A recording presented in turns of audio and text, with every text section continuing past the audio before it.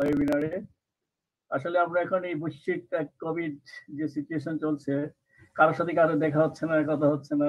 সবাই ব্যস্ত যার যার কোভিড পেশেন্ট ম্যানেজমেন্টের বেলায়।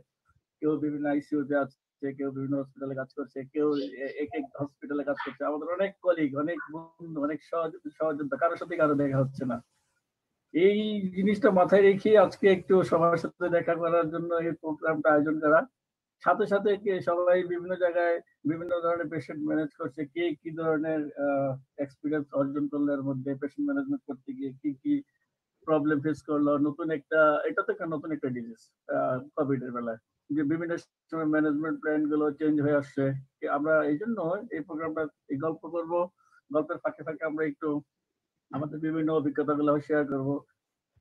যে আমরা এই নতুন কোভিড ম্যানেজ করতে গিয়ে কি ধরনের প্রবলেম ফেস করি, কি সমস্যা হচ্ছে, বা আমরা কিভাবে পেশেন্ট গুলো ম্যানেজ করি, এগুলো নিয়ে আমরা একটু আলাপ আলোচনা করবো আর কি আজকে।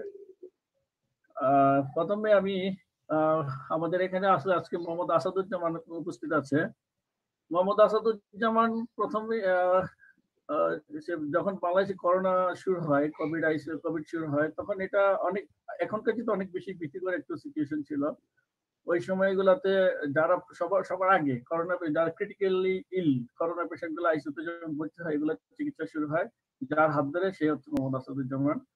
আমি প্রথমে আসাদুজ্জামানের কাছ থেকে শুনতে চাই যে বাংলাদেশে প্রথম থেকে যে করোনা আসলো, প্রথম থেকে যে চিকিৎসা শুরু করতে গিয়ে কি কি সমস্যা, তখন আইসিইউর সেট আপ কি, তখন চিকিৎসা ব্যবস্থা কিরকম ছিল, তখন পেশেন্টের আউটকাম কেমন ছিল, আর সময়ের পরিক্রমায় এখন এসে সেটা কোথায় গিয়ে দাঁড়ালো।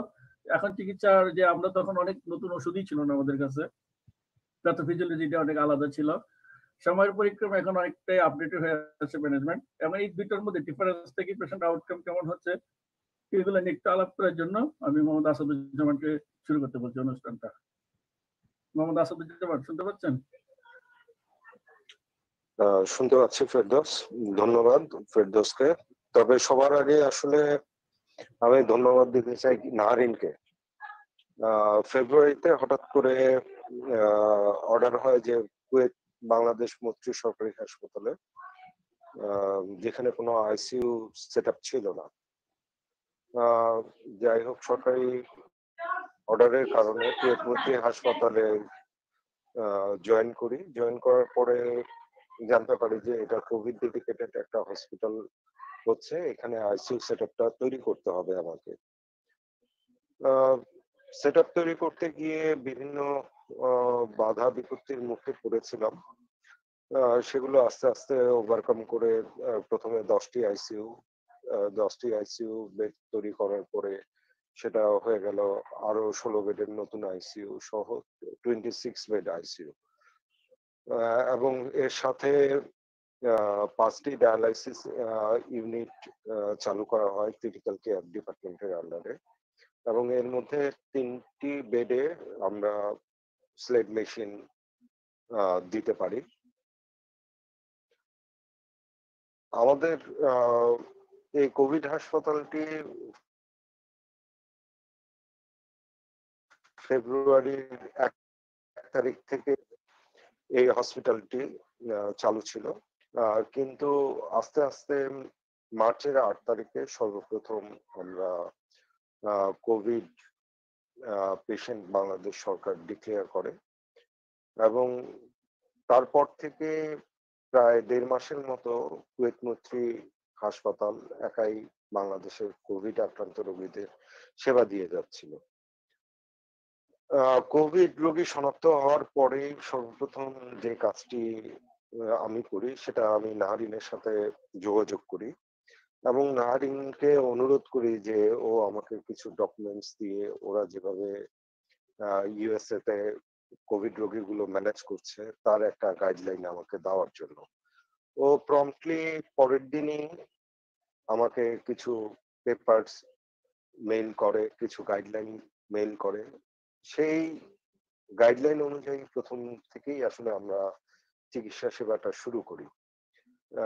এই কারণে নারিনকে আসলে ধন্যবাদ দিয়ে ছোট করা হয়ে যাবে। ও যেটা করেছে আমাদের দেশের লোকজনদের জন্য সেটা আসলে অনেক বড় একটা কাজ করেছে। ওর দাদা আমাদের যে লিবারেশন ওয়ার, সেই লিবারেশন ওয়ারে একজন শহীদ চিকিৎসক। তার রক্ত তার শরীরে প্রবাহিত হচ্ছে এবং সে বাংলাদেশের জনগণকে বুকে ধারণ করে তাদের এই জনগণদের জন্য কাজ করার জন্য সেই 2016 সাল থেকে তার সাথে আমাদের পরিচয়, এবং তখন থেকেই আমাদের এই ক্রিটিক্যাল কেয়ার যারা আমরা কাজ করছি তাদেরকে উদ্বুদ্ধ করতে এবং অনুপ্রাণিত করতে প্রতি বছরই সে আসছে। তার দেওয়া গাইডলাইন অনুযায়ী কিন্তু প্রথমেই আমরা রোগীগুলোকে চিকিৎসা দেওয়া শুরু করি, এবং ইনিশিয়ালি যে কোয়েশ্চেনটা ফেরদৌস করেছে যে প্রথম দিকের রোগীগুলোর আউটকাম এবং বর্তমান সময়ের রোগীগুলোর আউটকাম সম্পর্কে সে জানতে চাচ্ছিল, যে ইনিশিয়ালি যেই ভাইরাল স্ট্রেইন গুলো ছিল সেই ভাইরাল স্ট্রেইন গুলোর আসলে ভিরুলেন্সটা আমার মনে হয় যে কিছুটা কম ছিল, কিন্তু গত জুন মাসে যেই স্ট্রেইনটা দিয়ে ইনফেক্টেড হচ্ছিল লোকজন, এবং তার ভিরুলেন্স আমার কাছে মনে হয় যে অনেক বেশি। কারণ হিসেবে যেটা আমরা দেখতে পারি যে আমাদের ইনিশিয়ালি মার্চ, এপ্রিল, মে এই ৩ মাসে আইসিইউ স্টে ছিল অন এন এভারেজ 10 ডেজ। কিন্তু জুন মাসে যে পেশেন্ট গুলো আমরা পেয়েছি সেই পেশেন্ট গুলোর length of stay more than 20 days, এবং তাদের যে ক্লিনিক্যাল ফিচার গুলো ছিল সেই ফিচার গুলো অত্যন্ত বাজে ছিল, এবং ডেথ রেট ও আমার সেন্টারে অনেক বেশি ছিল। জুন মাসে প্রায় 57 পেশেন্ট আমার আইসিইউতে অ্যাডমিটেড হয়, এবং এর মধ্যে ডেথ ছিল 30 এবং আউটকাম ছিল 14। এই 14 পেশেন্টের মধ্যে মেজরিটি পেশেন্টই কিন্তু ভর্তি হয়েছিল মে মাসের লাস্টের দিকে। জুনে যে পেশেন্ট গুলো ভর্তি হয়েছিল তার মধ্যে আজকে আমাদের একটা পেশেন্ট মারা গেলেন গত জুনে, অলমোস্ট 40 ডেজ পরে পেশেন্টটা মারা গেল, এবং এই পেশেন্টটাকে initially high flow nasal cannula, পরে এনআইভি,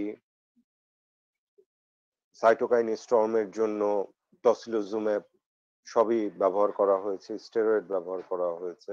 আনফরচুনেটলি আমরা আজকে পেশেন্টটাকে লুজ করেছি।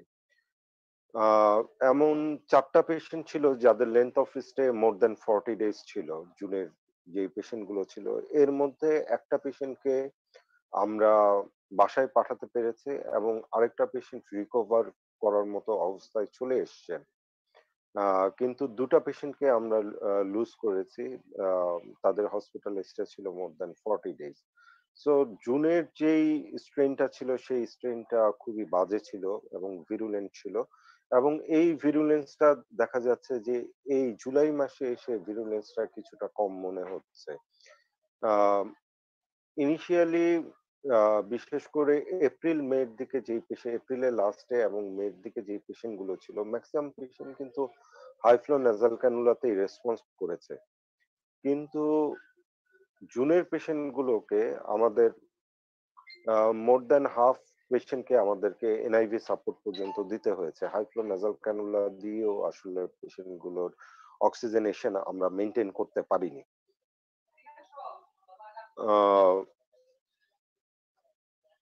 আস্তে আস্তে এখনকার যেই ট্রেন্ডটা দেখতে পাচ্ছি তাতে মনে হচ্ছে যে আমাদের দেশে কোভিড এর যে আক্রান্তর হার সেটা কমে আসছে বলে মনে হচ্ছে, কিন্তু আমরা যদি টেস্টের সাথে আমরা হিসাব করি দেখা যাচ্ছে যে মোর দেন 20% এর উপরে কিন্তু আচ্ছা আসাদ, একটু এই জায়গায় পেশেন্ট। থামাই, একটু ইন্টারফেয়ার করি যে যখন স্টার্ট হয়েছে বাংলাদেশে কোভিড ট্রিটমেন্টটা কুয়েটমুটিতে, তখন তো এই টসিলিজুমেব, তোমার অ্যান্টিভাইরাল আছে, তোমার প্লাজমা থেরাপি, এগুলো কিছুই ছিল না তোমার হাতে, অনলি সাম সাপোর্টিভ মেজার্স ছিল। এগুলা আসার পরের আউটকাম নিশ্চয়ই অনেক ইমপ্রুভ করছে আগের সিচুয়েশনকে। ডেফিনেটলি এটার জন্য আসলে যে একটা কথা তুমি প্রথমেই বলেছিলে যে প্রথম দিকে অনেক আশঙ্কা নিয়ে আসলে আমরা শুরু করি। যেহেতু হুম, প্রথম কোভিড ডেডিকেটেড হাসপাতাল, ওয়ার্ল্ড ওয়াইড কোভিড ডেথ অনেক বেশি ছিল, ইনফেক্টেড রেটও অনেক বেশি ছিল।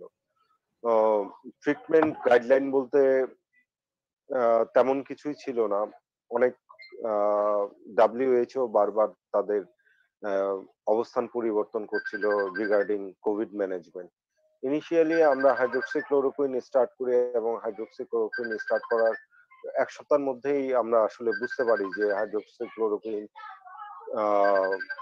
অ্যাডভার্স ইফেক্টটা অনেক বেশি। সে কারণে উইদিন 1 উইকস এর মধ্যেই আমরা আইসিইউতে হাইড্রোক্সিক্লোরোকুইন এবং অ্যাজিথ্রোমাইসিনের যে কম্বিনেশনটা ছিল সেটা আমরা বন্ধ করে দিই। আমরা প্রথম টসিলিজুমে স্টার্ট করি হচ্ছে যে professor Masudur Rahman, associate professor গ্যাস্ট্রোএন্টারোলজির অ্যাসোসিয়েট প্রফেসর বিএসএমএমইউ, এবং উনারকে দেওয়ার পর থেকেই আসলে আমরা কনফিডেন্স, উনার যে লাং কন্ডিশন ছিল এইচআরসিটি তে মোর দ্যান 70% লাং ইনভলভমেন্ট এবং সাইটোকাইন স্টর্মের যেই লেভেল গুলো ছিল সেগুলো অনেক বেশি ছিল। আহ, উনাকে টসিলিজুমেব দেওয়ার পরে, এর আগে টসিলিজুমেবটা বাংলাদেশে দেওয়া হয় শহীদ ডাক্তার মঈনুদ্দিন ভাইকে, কিন্তু আনফরচুনেটলি মঈন ভাইকে আসলে বাঁচানো যায়নি। টসিলিজুমেব দেওয়ার ক্ষেত্রে আসলে অনেকখানি আশঙ্কা পেয়ে বসছিল যে ইমিউনোসাপ্রেশন করবে, সেকেন্ডারি ইনফেকশন, এই জায়গাগুলোতে যেহেতু আগে আমরা টসিলিজুমেব ইউজ করার এক্সপিরিয়েন্স তেমন ছিল না, আসলে আমরা খুব শঙ্কায় ছিলাম। কিন্তু মাসুদ ভাই যখন ভালো হয়ে গেলেন, এটা আমাদের কনফিডেন্স অনেকটা বুস্ট আপ করে এবং আমরা তখন প্রায় 14 জনকে, এপ্রিল মাসে 14 জনকে আমরা টসিলিজুমেব দেই। এর মধ্যে 2 জন পেশেন্ট মারা যায়, কিন্তু 12 জন পেশেন্ট টসিলিজুমেব থেরাপির পরে ওভারকাম করে বাড়ি চলে যান। এটার পরেই আমরা টসিলিজুমেবটা ব্যাপক হারে ইউজ করতে থাকি এবং সেটা বিভিন্ন জায়গায়ও আমরা বলেছি। এবং টসিলিজুমেব, স্টেরয়েড, এই জায়গাগুলোতে পেশেন্টের আউটকামটা ইনিশিয়ালি আমরা স্টেরয়েড ইউজ করছিলাম, মিথিলপ্রেনিসোলন ইউজ করেছি, কিন্তু ওইখানকার আউটকাম আর টসিলিজুমেব দেওয়ার আউটকামের মধ্যে আসলে অনেক বিস্তর ফারাক ছিল। সে কারণে আস্তে আস্তে আমরা টসিলিজুমেবের দিকে ঝুঁকি।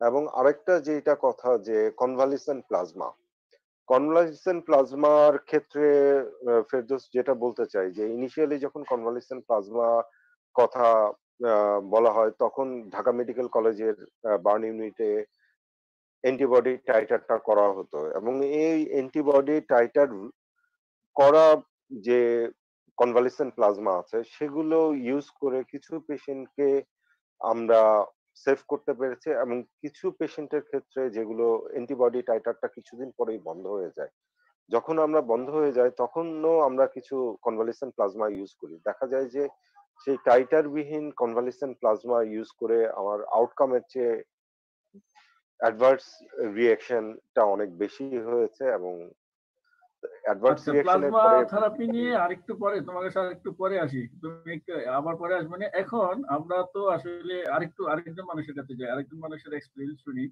আমরা যারা ঢাকাতে আইসিইউতে কাজ করি, আমরা তো বর্তমানে যেসব মডালিটিস অফ ট্রিটমেন্ট আছে, মোরলেস এভরিথিং আমরা পাচ্ছি, ওইসব নিয়েই পেশেন্টকে চিকিৎসা করতে পারতেছি।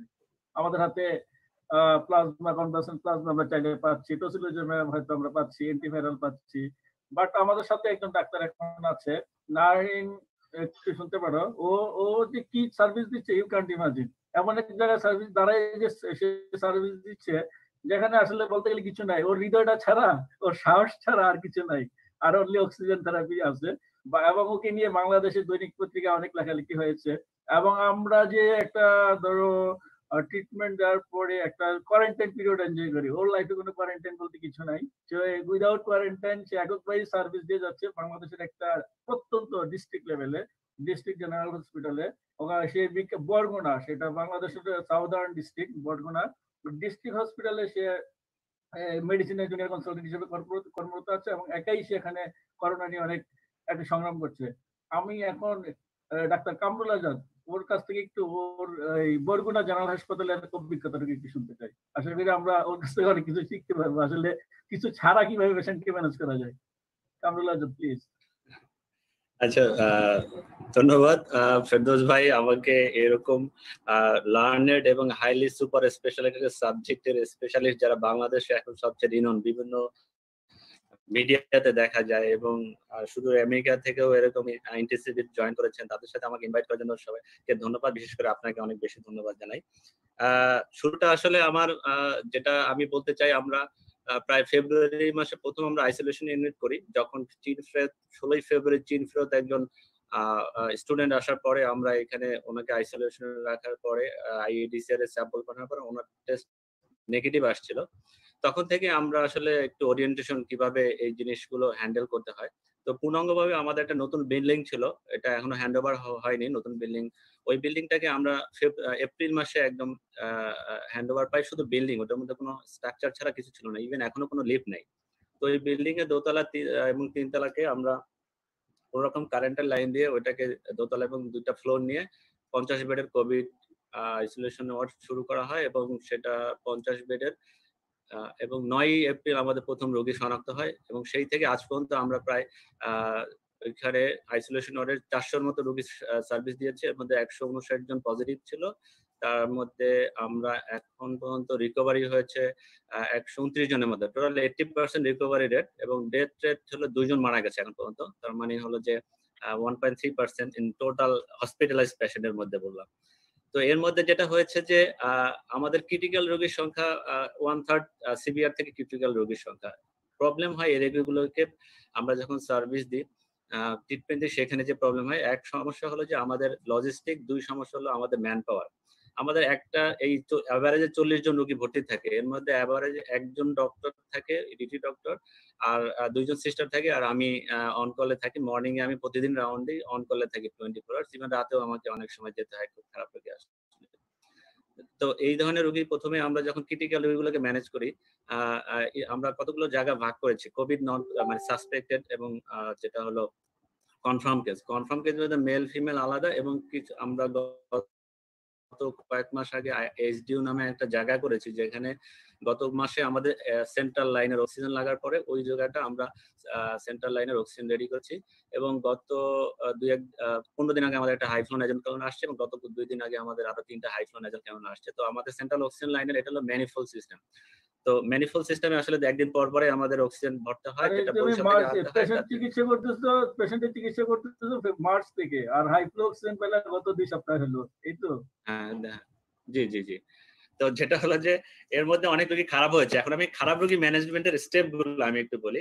ইনিশিয়ালি যখন পেশেন্ট গুলো যারা 90 এর উপরে যেগুলো স্যাচুরেশন থাকে, আমি এগুলোকে সম্পূর্ণ ওরালি দিয়ে চেষ্টা করি, কারণ আমাদের সেখানে সিস্টাররা যারা আছে ওদের যাতে আইভিতে যে এক্সপোজার কম হয়, কারণ আমার তো লিমিটেড একদম, ওরা কি ইনফেক্টেড হয়ে গেলে সিস্টেম ফল্ট করবে। আমার ডাক্তার এই জন্য ওরালি দিয়ে ম্যানেজ করার চেষ্টা করে। ওরালি মানে হলো যে আমরা ওরালি স্টেরয়েডটা ওরালি দিয়েছি এসব রোগী, অক্সিজেনটা আমরা ওয়ার্ডে দিয়েছি, আর কোনো অ্যান্টিবায়োটিক প্রোফাইলিং অ্যান্টিবায়োটিক আমরা ওরালি দিয়ে চেষ্টা করছি। যারা 90 নিচে চলে গেছে যাদেরকে, তখন আমরা এদেরকে প্রথমে ইনিশিয়াল স্টেপে আমরা নেজাল ক্যানুলা দিয়ে চেষ্টা করি, 6 লিটার ইভেন 8 লিটার পর্যন্ত আমি এটা দিয়ে চেষ্টা করি। ভেঞ্চুরিমাস এবং ক্যানুলা এগুলো সরকারি সাপ্লাই আসলে দেয়নি, ইভেন এনআরবি পর্যন্ত দেয়নি, এগুলো আমি ব্যক্তিগতভাবে কিনেছি, এরপরে বাইরে থেকে ডোনেশন পেয়েছি অনেক কিছু। তো স্টেপ গুলো হলো, ইনিশিয়ালি যখন দেখি যে অক্সিজেন 6 লিটার পর্যন্ত আমি ট্রাই করি, 6 লিটারে যদি নেজাল ক্যানুলা দিয়ে না হয় তখন এটা আরো 2 লিটার দিয়ে চেষ্টা করি, যদিও এটা আপনারা সাজেস্ট করেন না। তার আগে আমি কথা বলি, আমি যে চিকিৎসা এখানে দিই এটা কোনো রেফারেন্স হিসেবে নেবেন না, গাইডলাইনকে আমি সম্পূর্ণ ফলো করতে পারি না, লোকাল পার্সপেক্টিভকে আমার যতটুকু। এবং আরেকটা যেটা হলো যে এখানে রোগীরা যখন বলে আমার এখান থেকে যাওয়ার কোনো জায়গা নেই, আপনার যা হয় তাই করেন, তখনই আমি ওইটাকে একটু এক্সট্রা ম্যানিপুলেশন করি, সেটার স্টেপ গুলো আমি বলছি। তখন এই 2 লিটার 6 লিটার অক্সিজেনের পরে আমি 8 লিটারে যাই। মাস্ক ওরা রাখতে চায় না, আমাদের ফেস মাস্ক আছে, এই ফেস মাস্ক দিয়ে আমি আসলে খুব একটা পেশেন্ট আউটকাম ভালো পাই না। তখন আমি এটা 8 লিটারে যাওয়ার পরে এটা 10 লিটারে যখন যাই তখন আমি এনআরবি তে চলে যাই। এনআরবি তে যাওয়ার পরে দেখি যে স্যাচুরেশন টার্গেটে আসছে না 15 লিটারের পরেও, তখন আমি আমার হাই ফ্লো নেজাল ক্যানুলা আসার আগ পর্যন্ত আমি তখন এই high flow nasal cannula NRB নিচ দিয়ে আমি ওর মাস্কের নিচ দিয়ে আমি আরেকটা নেজাল ক্যানুলা ঢোকাতাম। তাহলে এই নেজাল ক্যানুলা দিয়ে 5 লিটার, এটা দিয়ে 15 20 লিটার পর্যন্ত দিয়ে অলমোস্ট অনেকটাই আমি টার্গেটে নিয়ে আসছি। এবং পরবর্তী দেখা যায় 24 ঘন্টা 48 ঘন্টা ব্যাকআপ দেওয়ার পরে ওকে আর হয়তো অনেকের ইমপ্রুভ করলে তখন আমি নেজাল ক্যানুলাটা খুলে ফেলাই, এনআরবিটা থাকে। এইভাবে স্টেপ আপ স্টেপ ডাউন করি। তো এর মধ্যে অনেক রোগী খারাপ হয়ে গেছে যে এই 20 লিটারও হয় নাই, তখন আমি নেজাল ক্যানুলা দিয়ে 8 লিটারও অনেক ব্যাকআপ দিয়েছি। তো এটা হলো অক্সিজেনের ব্যাপার। এবং হাই ফ্লো নেজাল ক্যানুলা আমার আসার পরে আমি ইউজ করতে পেরেছি, কিন্তু আমাদের জেনারেটর না থাকার কারণে যেটা হয়, মেশিনটা যখন কারেন্ট চলে যায় আমি তখন এটা তো রিস্টার্ট করতে সময় লাগে। তখন ওই সময়টা আসলে পাশে আর একটা যেটা অক্সিজেন সিলিন্ডার রাখা হয়, যেটা দিয়ে ওই সবসময় রেডি রাখা হয়, যে ওইটা দিয়ে ব্যাকআপ দেওয়া যায় যাতে ইভেন প্রত্যেকটা রোগী সেন্ট্রাল লাইনের সাথে থাকলেও এক্সট্রা যাতে ব্যাকআপ দেওয়ার জন্য একটা সিলিন্ডার রাখা হয়, যাতে ওইখান থেকে নেজাল ক্যানুলা এবং এনআরবি মেলায় ওকে 20-25 লিটার পর্যন্ত আমি দিতে পারি। আর এরপরে হলো যে মেডিকেশনের ব্যাপারে আমি যেটা এখানে আমরা তো টসিলিজুমাবও নেই। আর আমি কিছুদিন আগে আমরা হয়তো ওরাল অ্যান্টিভাইরাল যেটা আছে ফেভিরাপিডটা ইউজ করে দিয়েছি মাইল্ড মডারেট কেজে, কিন্তু যাদের স্যাচুরেশন 70 নিচে নেমে যাচ্ছে এরকম রোগী অনেকগুলো আমরা পেয়েছি 16 নিয়ে। তো ওদেরকে তো আর আমরা আসলে ওই অবস্থা, এবং এগুলো আসে 10 দিনের পরে, আমরা খুব একটা দিইনি। রিসেন্টলি আমি রেমডিভিসিরটা যখন বাজারে এখন অ্যাভেলেবেল বরিশাল বা পটুয়াখালীতে আমি কয়েকজনকে ইউজ করেছি, রেসপন্স অলমোস্ট খারাপ না, কয়েক যাদেরকে দিয়েছি। এখন যেটা হলো আমার প্রবলেম হয় আরেকটা, যেটা হলো যে এদেরকে অ্যান্টিকোগুলেন্ট দেওয়ার ক্ষেত্রে আসলে আমার এখানে তো রোগীরা কিনতে পারে না, আমরা এখানে সমাজ কল্যাণ থেকে নিয়ে দেই। তো ওরাল অ্যান্টিকোগুলেন্ট বেশি ইউজ করেছি, যেটা হলো যে মডারেট কেস পর্যন্ত, কারণ যেহেতু সিস্টাররা যাতে বারবার এক্সপোজারে না যায়, এবং আইভি তখন কার্ডিনাক সিভিয়ার পেশেন্টের ক্ষেত্রে দিইনি। স্টেরয়েডের ক্ষেত্রে বলি যে স্টেরয়েড আমরা মডারেট কেস পর্যন্ত আমরা মিথাইলপ্রোডিস্টেরন ইউজ করেছি, কারণ আমার সিঙ্গেল ডোজে দিলে এটা মোটামুটি কাভার দেয়, যাতে আমাকে বারবার ওরাডাক্সন 6 আওয়ারলি বা এটা যাতে পেশেন্ট এক্সপোজারে সিস্টারদের না যে বারবার ইনফেকশন হওয়ার চান্স থাকে। যারা সিভিয়ার পেশেন্ট তাদেরকে ওরাডাক্সন আমরা 6 আওয়ারলি দিয়ে এরপরে ওইভাবে ট্যাপার করেছি। এটা হলো এটা। আর অক্সিজেনের যেটা আমরা ইভেন আমি কয়েকটা পেশেন্টকে, এটা মেথডিক্যাল কিনা জানি না, যখন আমি দেখছি আর কোনোভাবেই সমস্যা আমি আর কাভার করতে পারছি না, তখন আমি 3টা রোগীকে আমি এখানে হোল ব্লাড দিয়েছি ফ্রম যারা সার্ভাইভ করেছে করোনা। এর আগে আমার এখান থেকে যারা পেশেন্ট আসে আমি ব্লাড গ্রুপ করে রাখি, ওরকম ব্লাড গ্রুপ মিলে এরকম 3 জন মানে কোভিড সার্ভাইভার থেকে আমাদের এখানে তো অ্যান্টিবডি করার সুযোগ নাই, প্লাজমা সেপারেট করার সুযোগ নাই, আমি হোল ব্লাড দিয়েছি। প্রনিংটা করতে কিনা জলাশয়ে প্রনিং ডেফিনেটলি প্রনিং তো ইনিশিয়াল স্টেজে, প্রনিং উইথ অক্সিজেন সহ, আমি বলতে ভুলে গেছি, প্রনিং এন্ড অক্সিজেন সহই যখন ওই অবস্থায় যায়, তখন আমি বললাম যে তখন এক্সট্রা আরেকটা সেন্ট্রাল লাইন থেকে অথবা সিলিন্ডার থেকে ওই এনআরবির সাথে একটা নিচ দিয়ে আমরা অনেকটা টাইট করে যাতে লিক না হয়, ওই নিজে দিয়ে আরেকটা নেজাল ক্যানুলা ঢোকাতে। Pruning is an every patient, এটা আমার বলতে হয় না, এটা আমার সিস্টাররা বা আমার ডক্টর ওটা শুরুতেই আগে প্রনিং দিয়ে চেষ্টা করে। সো হোল ব্লাড আমরা প্লাজমা অল্টারনেট হিসেবে হোল ব্লাড আমরা 3 জনকে দিয়েছি। 2 জনের এর মধ্যে একজন লিউকেমিয়ার পেশেন্ট ছিল, নেগেটিভ না হওয়া পর্যন্ত ওকে চিকিৎসা শুরু করতে পারছে না, প্ল্যাটেলেটও কম ছিল, তখন আমি ওকে হোল ব্লাড দিলাম এজ এ হিসাবে, ও তাড়াতাড়ি নেগেটিভ হয়ে গেল, তখন লিউকেমিয়ার ট্রিটমেন্টের জন্য ঢাকা পাঠিয়ে দিলাম, ও ওখানে চলে গেল। তারপরে আরেকটা পেশেন্টের কিছুদিন আগে দিলাম, ওটা বেশ এখন ইমপ্রুভ রেসপন্স করেছে। আরেকটা পেশেন্টকে দিয়েছি, ওটা এখনো আসলে 50-50 চান্স ওইটা। তো এটা হলো যে হোল ব্লাড দিয়ে এজ এ প্লাজমার অল্টারনেট হিসেবে আমি এটা ব্যবহার করেছি। এখন যেটা হয়েছে, আমি এখানে একটা প্রবলেম করছি যে এরপরও কিছু পেশেন্ট আমার এখন ইমপ্রুভ করছে না, অনেকগুলো এখনো 5-6 জন আছে, এর মধ্যে 2-3 জনের অবস্থা, আমি 15 লিটার এনআরবি উইথ হাই ফ্লোতে আমি এখনো যাই নাই। তো এই পেশেন্ট গুলো আমার এখন আসলে ওর পেশেন্ট পার্টি বলছে যে যা হয় এখানে করেন। আমার একটা প্ল্যান ছিল ওটা টসিলিজুমাব দেওয়া যায় কিনা এই পেশেন্টের, তো আমি টসিলিজুমাব এই পেশেন্টকে এই সেটিংসে আমি দিতে পারবো কিনা জানি না, কারণ আমার কোনো ফলো আপ করার কিছু নাই। সিবিসি আমি দেখি যেটা বাইরে থেকে করাই নিয়ে আসে, এখানে আমাদের ম্যানুয়াল সিবিসি আরবিসি এগুলো যেটা টিসিডিসি করা হয়, প্ল্যাটেলেট এগুলো আসে না, সেল কাউন্ট না, সো এটা বাইরে থেকে। তারিখ রাজা একটু বলি যে ওই যে টসিলিজুমাব যে ওখানে দিতে পারবে কি পারবে না, বা আদার্স কিছু সাপ্লিমেন্ট করতে চাও কিনা, ব্যাড করতে চাও কিনা তারিক রাজা, ওই যে ডিস্ট্রিক্ট লেভেলে টসিলিজুমাব বিষয়ে। ধন্যবাদ ডাক্তার ফেরদৌস রহমান। আমি আসলে খুব মুগ্ধ হয়ে শুনছিলাম যে ডাক্তার কামরুল আজাদের কথা, এবং আমি আসলে ওকে নিয়ে আমি গর্ববোধ করি।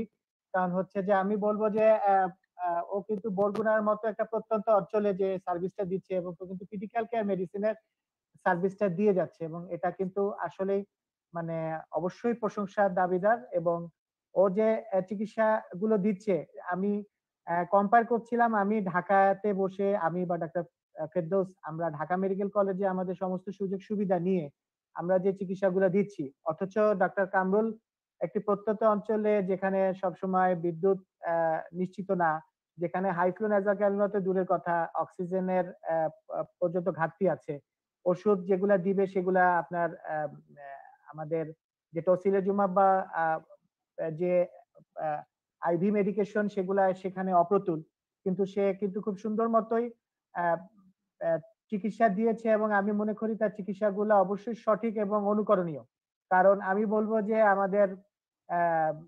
আমাদের একটি গাইডলাইন আছে এবং সেখানে কিন্তু আমি এই প্রসঙ্গে আমি একটু বলতে চাই যে যারা উপজেলা লেভেলে যারা কাজ করছে তাদের যে সীমাবদ্ধতা, সেই সীমাবদ্ধতা কিন্তু প্রতিফলন কিন্তু সেখানে হয় নাই। কারণ আমরা আজকে ডাক্তার কামরুল আজাদের কাছ থেকে কিন্তু শুনলাম যে তারা আসলে কি কি দিতে পারবে বা কি কি দিতে পারবে না। অথচ তিনি কিন্তু একটি যেমন আমরা স্টেরয়েড ব্যবহার করি, সেখানে আইভি স্টেরয়েড ব্যবহার না করে তিনি কিন্তু ওরাল স্টেরয়েড উনি কিন্তু ব্যবহার করছেন।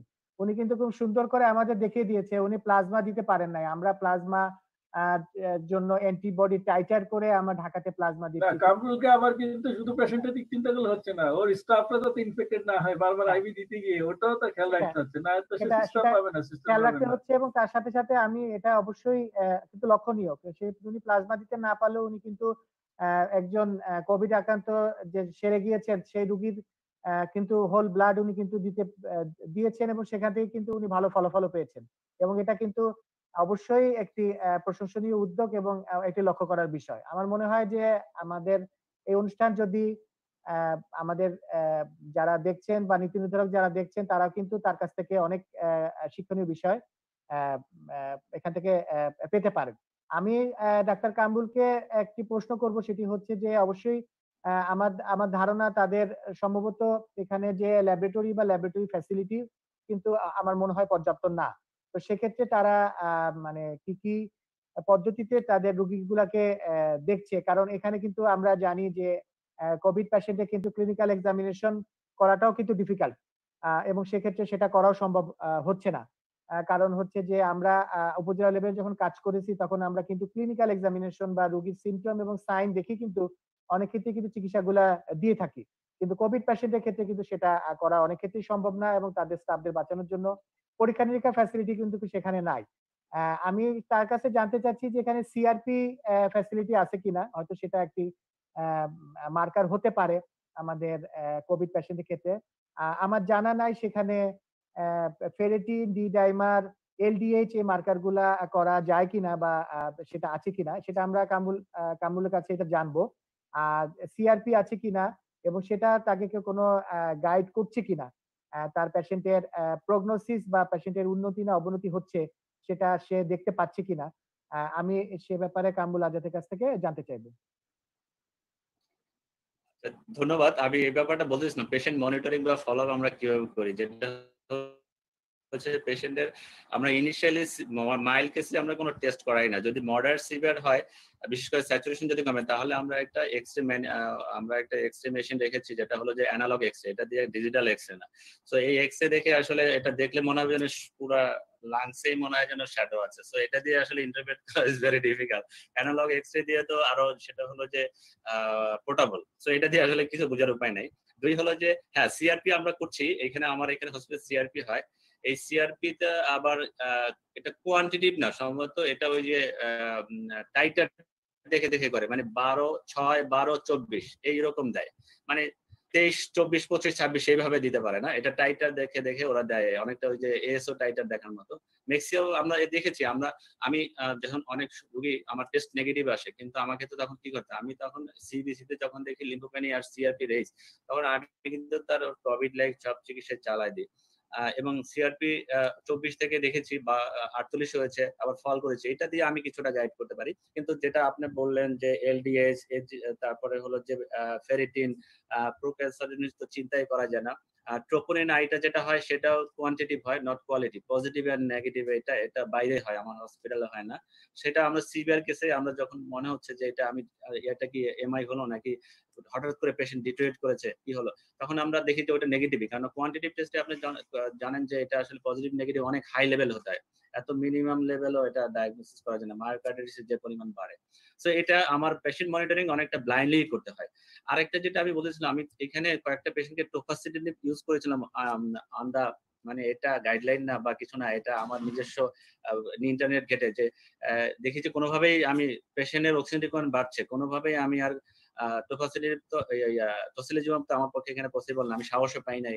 আমি কয়েকজনের সাথে আলাপ করছি, তারা ইনহিবিট করেছেন, তো আমি টোফাসিলিটিভ দিয়েছি। সো একটা পেশেন্টে ইমপ্রুভ পেয়েছে, বাকি দুইজনের আমি ইমপ্রুভ পাইনি। কিন্তু আসলে এটা দেওয়া মেথডিক্যাল কিনা, দেওয়া যায় কিনা, এটা যদি আপনাদের কোনো ভিউ থাকে এটা জানতে চাচ্ছি। টোফাসিলিটিভ অনেক আমি দেখেছি আলসারেটিভ কোলাইটিসে হাই ডোজে as a anti inflammatory use করা হয় 10 বিডি করে। সো এটা এখানে অ্যাপ্লাই করা যায় পরে কিনা আরেকটু বাকি গল্প আরেকটু পরে শুনবো।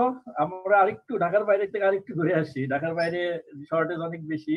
ঢাকার বাইরে আরেকজন আমাদের সাথে কোভিড যোদ্ধা আছেন, যিনি একাই বলতে একজন only one critical care specialist in Chittagong. আমরা জানি চিটাগং বাংলাদেশের একটা সেকেন্ড হটস্পট। এখানে আমাদেরই একজন, আমাদের ঢাকা মেডিকেল কলেজ থেকে এমডি ক্রিটিক্যাল কেয়ার মেডিসিনের উপর এমডি কমপ্লিট করে এখন ওখানে দিনরাত মানুষকে সার্ভিস দিয়ে যাচ্ছেন উইথ লিমিটেড অপরচুনিটি। এখন কিছুটা কভার হয়েছে কি হয় নাই জানি না, সেটা উনি বলবেন। আমি সাজ্জাদ ভাই কি আছেন, শুনতে পাচ্ছেন? সাইফুল আজম সাজ্জাদ ভাই, হ্যালো সাইফুল আজম সাজ্জাদ ভাই। জি, শুনতে পাচ্ছি। শুনতে সাজ্জাদ ভাই, এবার আপনার পালা। আপনি একটু আপনার চিটাগংয়ের এক্সপেরিয়েন্স একটু আমাদের সাথে শেয়ার করবেন, একটু ব্রিফলি। আমাদের অনেক মানুষ আছে তো, সব শেষ করতে হবে। আপনি কি কি অবস্থা, চিটাগাং কি অবস্থা ছিল, এখন তো কিছুটা ওভারকাম হয়েছে কিনা? কারণ চিটাগাং আমাদের নিজেদেরই শহর, আমরা ওখান থেকে পাস করে আসছি। এখন পেশেন্ট আউটকাম কেমন, মর্টালিটি কেমন, আপনারা কিভাবে ট্রিটমেন্ট করছেন, একটু যদি শেয়ার করেন আমাদের দর্শকদের জন্য এবং আমাদের জন্য। সাথে আপনি ভালো আছেন কিনা এটা একটু জানাবেন। আসসালামু আলাইকুম, সবাইকে ধন্যবাদ এই ধরনের একটা প্রোগ্রাম অ্যারেঞ্জ করার জন্য। বিশেষ করে ডক্টর ফেরদৌস এবং ডক্টর তারিক রাজাকে বিশেষ ধন্যবাদ জানাচ্ছি।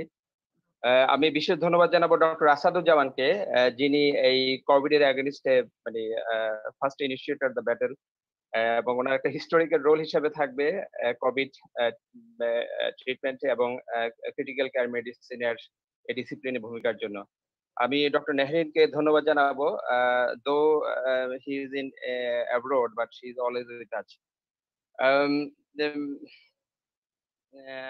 আমি একটু বলি, যদি আসলে ক্রিটিক্যাল কেয়ার মেডিসিনের অল্প কয়েকজন লোক না বের হতো, তাহলে হয়তো আমাদের ইনস্টিটিউশন হয়তো হয়ে যেত, কভার দেওয়া যেত, কিন্তু ন্যাশনালি ইনস্টিটিউশনটা ফেস করা অনেক কঠিন হয়ে যেত।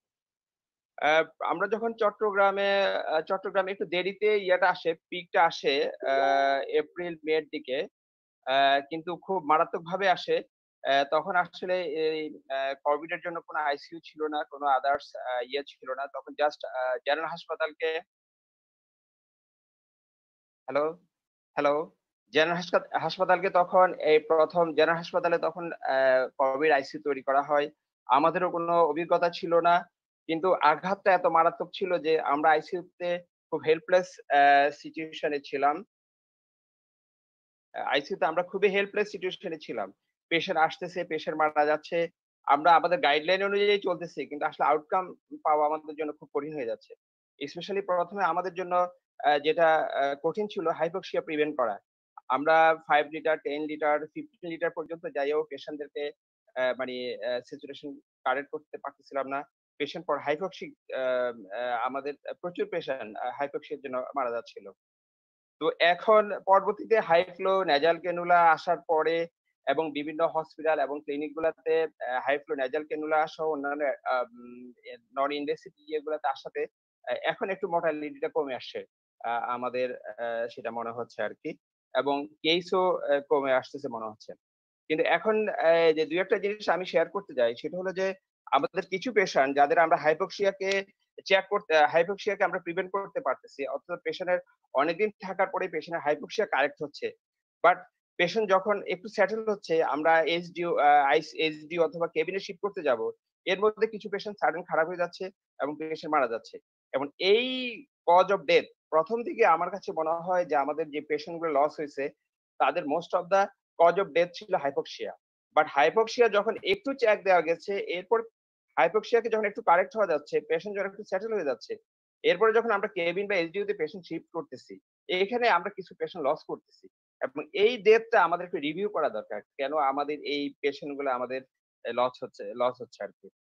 আরেকটা হলো টসিলিজুমাবের ব্যাপারে। টসিলিজুমাব আসলে আমরা ইউজ করছি কিন্তু এত র‍্যান্ডমলি ইউজ হয় নাই। আমরা ২-১ টা পেশেন্টকে দিতে পারছি। সম্ভবত ৩ টা পেশেন্টকে দিতে পারছি। তার মধ্যে একটা পেশেন্ট ভালো রেসপন্স করছে। আরেকটা পেশেন্ট তেমন আমরা রেসপন্স পাই নাই। আরেকটা পেশেন্টকে আসলে পেশেন্ট এক্সপায়ার করছে। ওই পেশেন্টটা অনেকদিন পরে, একটা পেশেন্ট অনেকদিন পরে ভালো হইছে। এবং টসিলিজুমাবটা আমরা কোন ইয়েতে ইউজ করব? অনেক সময় বলা হচ্ছে যে আমরা সাইটোপ্লাজম রিলিজ সিনড্রোম গ্রেড 1 অনেকে বলতেছেন এখানে ইউজ করার জন্য। আবার পরে রিকমেন্ডেশন দেখতেছি গ্রেড 3 তে ইউজ করার জন্য। কোন জায়গায় ইউজ করলে আমরা টসিলিজুমাবের আউটকামটা ভালো পাবো সেটা একটা আমার একটা ইয়ে। তো শেষ ইয়ে হলো যে আজকের এই প্রোগ্রামটা এরেঞ্জ করার জন্য সবাইকে ধন্যবাদ জানাবো। চট্টগ্রামের অবস্থা খুবই খারাপ ছিল। এখন সব জায়গায় কিছু বিশেষ করে high flow nasal cannula non invasive clinic গুলা ভালো একটা ভূমিকা রাখার কারণে এখন অবস্থাটা ইমপ্রুভ করে আসছে। এটা আপনাদের সবাইকে আশ্বস্ত করতে পারি। এতটুকু আমার কথা আরকি। সবাইকে ধন্যবাদ। যে জিনিসটা বললো যে এখন যে মূল বিষয় হচ্ছে getting every support we are losing our patient. অনেক সময় দেখা যাচ্ছে পেশেন্ট ইমপ্রুভ করে যাচ্ছে, তখন শিফট করে দেবে আইসিইউ থেকে আইসিইউতে, তারপরে পেশেন্ট লুজ করছে আমরা আমাদের পেশেন্ট। আমার আইসিইউতে আমরাও দেখলাম যে তারা আসলে আইসিইউ পেশেন্ট গুলা কিছু কিছু পেশেন্ট এভরি সাপোর্ট থেকে দেওয়া হচ্ছে, but unfortunately we are losing our patient. এই বিষয়ে কারো মানে ফ্লোরটা ওপেন করা হলো, কেউ কি কিছু কমেন্ট করতে চায় যে hot might be the reason এরকম আনএক্সপেক্টেড ডেথের জন্য? কেউ কি কিছু বলতে পারবে? মন্তব্য করতে চান? আচ্ছা, ফেরদৌস, আমি যেটা বলতে চাচ্ছি যে তারেক এবং নাহারিনের কাছে আমার যুগ্মভাবে একটা প্রশ্ন, সেটা হচ্ছে আমি কামরুলকে খুব ধন্যবাদ জানাই। আমার প্রাইভেট যে আইসিইউতে আমি কোভিড এর কাজের জন্য করি, সেখানে কামরুলের এই থিওরিটা কিন্তু আমি বলতে কোনো দ্বিধা নাই, এক সিস্টারের কাছ থেকে দেখা, কিন্তু মানে দেখলাম যে জিনিসটা আসলে খুবই ইফেক্টিভ। আমার একটা পেশেন্ট, দুটো পেশেন্ট হাই ফ্লো নাজাল ক্যানুলা দিয়ে কোনো অবস্থায় স্যাচুরেশন উঠছে না। এখন এটা কি হাই ফ্লো নাজাল ক্যানুলার ইনস্টিটিউটে কোনো প্রবলেম নাকি সিস্টেমিক ডিভাইসে কোনো প্রবলেম? কিন্তু দেখলাম যে কামরুলের সিদ্ধান্ত মোতাবেক ওই পেশেন্টটাকে যখনই আমি রিব্রেদারে 15 লিটার দিচ্ছি এক পাশ থেকে, আরেক পাশে সেন্ট্রাল লাইন থেকে আমি নাজাল ক্যানুলা দিয়ে আরো 5 বা 6 লিটার দিচ্ছি, টোটাল তখন 20 বা 21 লিটার যাচ্ছে। দেখলাম যে স্যাচুরেশন অলমোস্ট 92-93% হয়ে যাচ্ছে, কিন্তু এই পেশেন্টটাকে 60 লিটার হাই ফ্লো নাজাল ক্যানুলা দিয়ে কিন্তু স্যাচুরেশন তোলা যাচ্ছে। এটার আসলে ব্যাখ্যা বুঝতে পারছি। আর ইনস্টলেশনে কোনো প্রবলেম ছিল কিনা আমি ঠিক জানি না, এটা সেটা তারিখটা এখন হাই ফ্লো, হ্যাঁ সেটাই, হাই ফ্লো নাজাল ক্যানুলাতে আসলে কোনো প্রবলেম হয় না। আরেকটা জিনিস যেটা সাজ্জাদ ভাই যে কথাটা বললো সেই ব্যাপারে, যেমন হচ্ছে আমার মুখটাতে যে একটা জিনিস দেখলাম যে সিটি ব্যাংকে যে অফিসারটা মারা গেলেন, সেই পেশেন্টটা আসলে অনসেট অফ সিমটম থেকে ডেথ পর্যন্ত ডিউরেশন ছিল অনলি 9 to 10 আওয়ার্স। সকালবেলা যখন ওয়ার্ডে গেলাম পেশেন্ট খুব ভালো, তা আমাকে দেখতে বললো, আমি দেখলাম যে কেমন আছেন, বলে স্যার আমি ভালো আছি, সিচুয়েশন 92-93। 10টার দিকে হঠাৎ করে উপর থেকে আমাকে বললো যে স্যার ওই পেশেন্টের সিচুয়েশন ফল করে যাচ্ছে। দেখলাম সিচুয়েশন ফল করে 88 মানে 85 এর মতো। আমি বললো যে অক্সিজেন ইনস্টিটিউট করার জন্য, যেহেতু উপরে সেন্ট্রাল লাইন অক্সিজেন আছে, আপ টু রিব্রেদারও দিতে পারবে। সেটা চলছিল 2 থেকে 3 লিটার। এর মধ্যে 2টোর দিকে যখন আমার ডিউটি আওয়ার শেষ, আমি চলে আসবো, হঠাৎ করে তখন ফোন দিল যে পেশেন্টটা অনেক বেশি খারাপ হয়ে যাচ্ছে, পেশেন্টকে আইসিইউতে শিফট করতে হবে। এই পেশেন্টকে 2টোর সময় তখন আমি আইসিইউতে আনলাম। 3টা থেকে 3:30টার মধ্যে, জাস্ট উইদিন 1 আওয়ারের মধ্যে পেশেন্টটাকে আমার ইনকিউবেট করতে হলো। 3টা আমি তাকে পেশেন্টকে ভেন্টিলেটরে দিলাম। রাতে 7টা-8টার মধ্যে উনি মারা গেলেন। সাজ্জাদ ভাই যে কথাটা বলছে, আমার মনে হচ্ছে যে ওই পেশেন্টটা হয়তো মেসিভ পালমোনারি এম্বোলিজম হয়ে গেছিল, সেই জন্য হয়তো ছেলেটা মারা যায়। সাজ্জাদ ভাই যেটা বলছে সেটা আমার অভিজ্ঞতা রাখলো, যেটা বলছে যে পেশেন্ট গুলো হাইপক্সিক ড্রাইভ থেকে উঠে এসে হয়তো এসডিওতে শিফট হচ্ছে, কিন্তু সেখানে হয়তো ওই মুহূর্তে তার সাইটোকাইন স্ট্রং এর কারণে হয়তো তার এম্বোলিজম ডেভেলপ করে পালমোনারি এম্বোলিজম হয়, অথবা পেশেন্টের সেকেন্ডারি ইনফেকশন থেকে হয়তো ইরিভার্সিবল সেপ্টিক শক ডেভেলপ করে হয়তো পেশেন্ট লুজ হচ্ছে, এটা হতে হতো। ধন্যবাদ ডাক্তার আরাফাত, অত্যন্ত সুন্দর কোয়েশ্চেন, এবং এই ব্যাপারটি আসলে আমাদের একটু আলোচনা করার বিষয় আছে। কারণ হচ্ছে যে অক্সিজেন আমরা কিভাবে দিব। এখন অক্সিজেন দেওয়ার ক্ষেত্রে আমরা তো বিভিন্ন ডিভাইস ব্যবহার করে বা ইন্টারফেস ব্যবহার করে, সেটার মধ্যে হয়েছে আমার নেজাল ক্যানুলা, সেটা ফেস মাস্ক আছে, সিম্পল ফেস মাস্ক আছে, পার্শিয়াল রিপিডার, নন রিপিডার আছে। তারপর আমরা হাই ফ্লো নেজাল ক্যানুলা এখন ইউজ করছি। কোনো কোনো ক্ষেত্রে আমরা হয়তো সিপ্যাপ বা বাইপ্যাপও খুব লিমিটেড হলেও আমরা অনেক দু এক ক্ষেত্রে আমরা ঢাকা মেডিকেল কলেজে দু একটা পেশেন্টের ক্ষেত্রে আমরা ব্যবহার করছি। আর আলটিমেট অপশন তো আমাদের ক্রিটিক্যাল কেয়ার মেডিসিনে যে আমাদের মেকানিক্যাল ভেন্টিলেটর আছে। তো সেক্ষেত্রে এই প্রশ্নটি আছে বা অনেক জায়গায় কিন্তু প্র্যাকটিস করা হয়। সেটা হচ্ছে যে ডাবল ইন্টারফেস, অর্থাৎ আমি নেজাল ক্যানুলাতে দিচ্ছি আবার সাথে ফেস মাস্কে দিচ্ছি। এখন এখানে বিষয়টি হচ্ছে যে আমাদের এই পেশেন্ট গুলা আমাদের হাইপোক্সিক থাকে, ও তাদের মেইন প্রবলেমটা থাকে কিন্তু স্যাচুরেশন বা অক্সিজেনের মাত্রা কম। এখানে আমাদের মূল বিষয় কিন্তু হচ্ছে যে তার অক্সিজেনের মাত্রাটা বা FiO2 fraction of inspired oxygen, সেটা পরিমাণটা বাড়ানো। এবং সেটা আমি যে ডিভাইসে বা যেভাবে আমি বাড়াইতে পারবো তার উপর নির্ভর করে যে পেশেন্টের অক্সিজেনের যে ঘাটতি, সেই ঘাটতিটা পূরণ হবে কিনা। তো সেক্ষেত্রে দেখা যাচ্ছে যে অনেক জায়গায় ফেস মাস্ক এবং নেজাল ক্যানুলা দুটো একসাথে ব্যবহার করা হয়, যেটা কামরুল বলেছে আমাদেরকে যে হ্যাঁ এটা তারা ব্যবহার করছে, কারণ তার উপায়ন্তর না হয়ে তারা যেহেতু অক্সিজেনের মাত্রা তাদের যেহেতু হাই ফ্লো নেজাল ক্যানুলা নাই, সেক্ষেত্রে তারা ব্যবহার করছে। কিন্তু এখানে একটি বিষয় কিন্তু লক্ষণীয়, সেটা হচ্ছে যে আমরা যারা ঢাকাতে যারা প্র্যাকটিস করি বিশেষ ক্রিটিক্যাল কেয়ারে, আমাদের কিন্তু সবগুলো অপশনই আছে। আমরা প্রথমে 1 থেকে 4 লিটার যদি অক্সিজেন লাগে আমি নেজাল ক্যানুলা দিব। 5 থেকে 10 লিটার যদি লাগে আমি ফেস মাস্ক দিব। এর থেকে বেশি যদি লাগে তাহলে আমি নন রিপিটার দিব। এর থেকে বেশি যদি আমার অক্সিজেন ডিমান্ড হয় তাহলে কিন্তু আমরা হাই ফ্লো নেজাল ক্যানুলা দিব। হাই ফ্লো নেজাল ক্যানুলা আমরা কিন্তু 60 লিটার পর্যন্ত ফ্লো দিতে পারি, এবং সেক্ষেত্রে যদি FiO2 যদি আমরা 1 করি তাহলে 100% মানে 160 লিটার আমি কিন্তু অক্সিজেন। রেজা, এটা গেল কজ অফ ডেথ গুলো কি হতে পারে? আমি আমি বলছি এখানে এখানে আমি বেলি যে ব্যাপারটা বলতে চাচ্ছি সেটা হচ্ছে যে আসলে বোথ নেজাল ক্যানুলা এবং ফেস মাস্ক এটা কিন্তু আসলে রেকমেন্ডেড না। কারণ হচ্ছে যে আপনার এখানে কিন্তু ওয়েস্টেজ অফ অক্সিজেন হচ্ছে অনেক। কারণ পেশেন্টের কিন্তু ফ্লো বেশি দরকার নাই। আমি কিন্তু যদি আপনার দেখেন হাই ফ্লো নেজাল ক্যানুলা কিন্তু 30 থেকে 40 লিটারের বেশি কিন্তু ফ্লো কিন্তু প্রয়োজন হয় না অধিকাংশ রোগীর ক্ষেত্রে, যদি না তার অ্যাকিউট ডিস্ট্রেস না থাকে। তাদের ক্ষেত্রে কিন্তু আপনার সেক্ষেত্রে মেইনলি দরকার হচ্ছে FiO2 পরিমাণটা বাড়ানো। এই বিষয়টি একটু লক্ষ্য রাখতে হবে। দ্বিতীয় বিষয় যেটি সাজ্জাদ ভাই যেটি বললেন সেটা হচ্ছে যে কজ অফ ডেথ। অবশ্যই এখানে আমরা দেখেছি যে লেট ইনভলভমেন্ট হচ্ছে, পেশেন্টের লেট ডিটোরিয়েশন হচ্ছে, এবং অবশ্যই এক্ষেত্রে কিন্তু যে বিভিন্ন অর্গান ফেলিউর মধ্যে কার্ডিয়াক ইনভলভমেন্টটা কিন্তু লেট প্রেজেন্টেশন, এটা কিন্তু এখন বিভিন্ন জায়গায় কিন্তু দেখা যাচ্ছে। কারণ আমরা আমরা লক্ষ্য করে দেখেছি যে পেশেন্টের কিন্তু পরবর্তীতে যে রোগীগুলা খারাপ হচ্ছে তাদের ইসিজি তে চেঞ্জ আসতেছে, টি ইনভার্সন আসতেছে কমনলি। আমরা দেখছি তাদের ট্রপোনিন লেভেল হয়তো বাড়তেছে। ইকো যে কটি পেশেন্টে করা গেছে তাদের ক্ষেত্রে দেখা গেছে যে তাদের কার্ডিয়াক ইনভলভমেন্ট হচ্ছে, তাদের ইনজেকশন ফ্র্যাকশন কমতেছে, এবং এক্ষেত্রে কিন্তু ইলেকট্রোলাইটের একটা বড় ভূমিকা আছে। আমাদের কিন্তু এখানে উল্লেখ করতে হবে যে এইসব রোগী কিন্তু অনেকের কিন্তু পটাশিয়াম কম থাকে। আমরা দেখছি কোভিড পেশেন্টে পটাশিয়াম কম থাকে। পটাশিয়াম লেভেল কিন্তু মেইনটেইন করতে হবে, কারণ তা না হলে কিন্তু এটা কিন্তু কার্ডিয়াক প্রোটেক্টিভ রোল থাকবে। আমাদের ক্যালসিয়াম এবং ম্যাগনেসিয়ামটা বিশেষ করে কিন্তু এমফাসিস দিতে হবে। আমরা কিন্তু অনেক ক্ষেত্রে ম্যাগনেসিয়াম লেভেল দেখি না, এবং ম্যাগনেসিয়াম লেভেল যদি কম থাকে সেটাও কিন্তু এই পেশেন্টের কার্ডিয়াক অ্যারিথমিয়া বা কার্ডিয়াক অ্যারেস্ট হওয়ার কিন্তু চান্স থাকে। এর বাইরে ডাক্তার আরাফাত যেটা বলেছেন যে অবশ্যই এই পেশেন্টের ম্যাক্রোভাস্কুলার থ্রম্বোসিস হতে পারে, সেটা তো পসিবিলিটি থাকেই। ম্যাসিভ পালমোনারি এম্বোলিজম হতে পারে, সেটাও একটা পসিবিলিটি থাকে। সেগুলো আমাদের মাথায় রাখতে হবে, এবং সেগুলোকে আমাকে আর্লি আইডেন্টিফিকেশন বা এগুলা ম্যানেজমেন্ট করার জন্য বা এটা প্রিকশনের ব্যবস্থাগুলো নিতে হবে।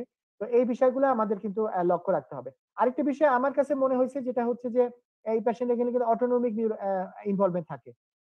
খুব কমনলি কিন্তু রোগীগুলো বলে তাদের প্রচুর ঘাম হয়, তাদের রেস্টিং ট্যাকিকার্ডিয়া হয়, একটু হাঁটতে গেলে বুক ধরফর করে। হ্যাঁ, এবং অনেক পেশেন্টে কিন্তু ব্র্যাডিকার্ডিয়া ডেভেলপ করে। এবং এটাও কিন্তু লেট প্রেজেন্টেশন। অনেক পেশেন্টে কিন্তু রেট কিন্তু খুব সিগনিফিকেন্টলি কমে যায়, এবং এটাও কিন্তু এইসব পেশেন্টে কিন্তু অ্যারিথমিয়া ডেভেলপ করার কিন্তু চান্স থাকে। আমরা যারা ক্রিটিক্যাল কেয়ারে কাজ করি তারা অবশ্যই এই পেশেন্টের কার্ডিয়াক মনিটরিংটা ঠিকমতো করা উচিত। আর যারা ক্রিটিক্যাল কেয়ার বাইরে ওয়ার্ডে কাজ করি তারাও রেগুলার এই পেশেন্টের কার্ডিয়াক ইভালুয়েশন এবং ইলেকট্রোলাইট এবং কার্ডিয়াক মার্কারগুলো চেক করে দেখা উচিত। ধন্যবাদ। ধন্যবাদ তারিক রেজা। ডাক্তার জাফর, নাহরিন, আসাদুজ্জামান আর আরাফাত, কেউ কি অ্যাড করতে চায় কিছু? Yeah, I think in summary, acute decompensation, most likely a cardiac event, pulmonary embolism are the two big ones, right? We see a significant amount of clotting in these patients. Acute decompensation like that almost always is a massive cardiac event or pulmonary embolus is what we've seen here as well. over time, we also see patients with very rapid development of acute renal failure. Also, big components of this. So essentially what we're seeing in the patients that died later, severe acute renal failure that maybe is not salvageable, and two, inability to recover from secondary infection. We had many patients, secondary infection within 10 to 12 days of being in the ICU had their second infection, and that was the issue. Because by that point, then you're seeing septic cardiomyopathy, continuing worsening renal failure, and multi-organ dysfunction at the end. Those were the late decompensation. Early decompensation, mostly we saw, I would agree. Cardiac and pulmonary embolus were the two very big ones. And sometimes even massive stroke was what might the causes of acute renal failure in COVID? Is it due to disease process or due to drugs or septicemia or other causes? That's a good question. So initially, many of these patients come with a pre-renal etiology.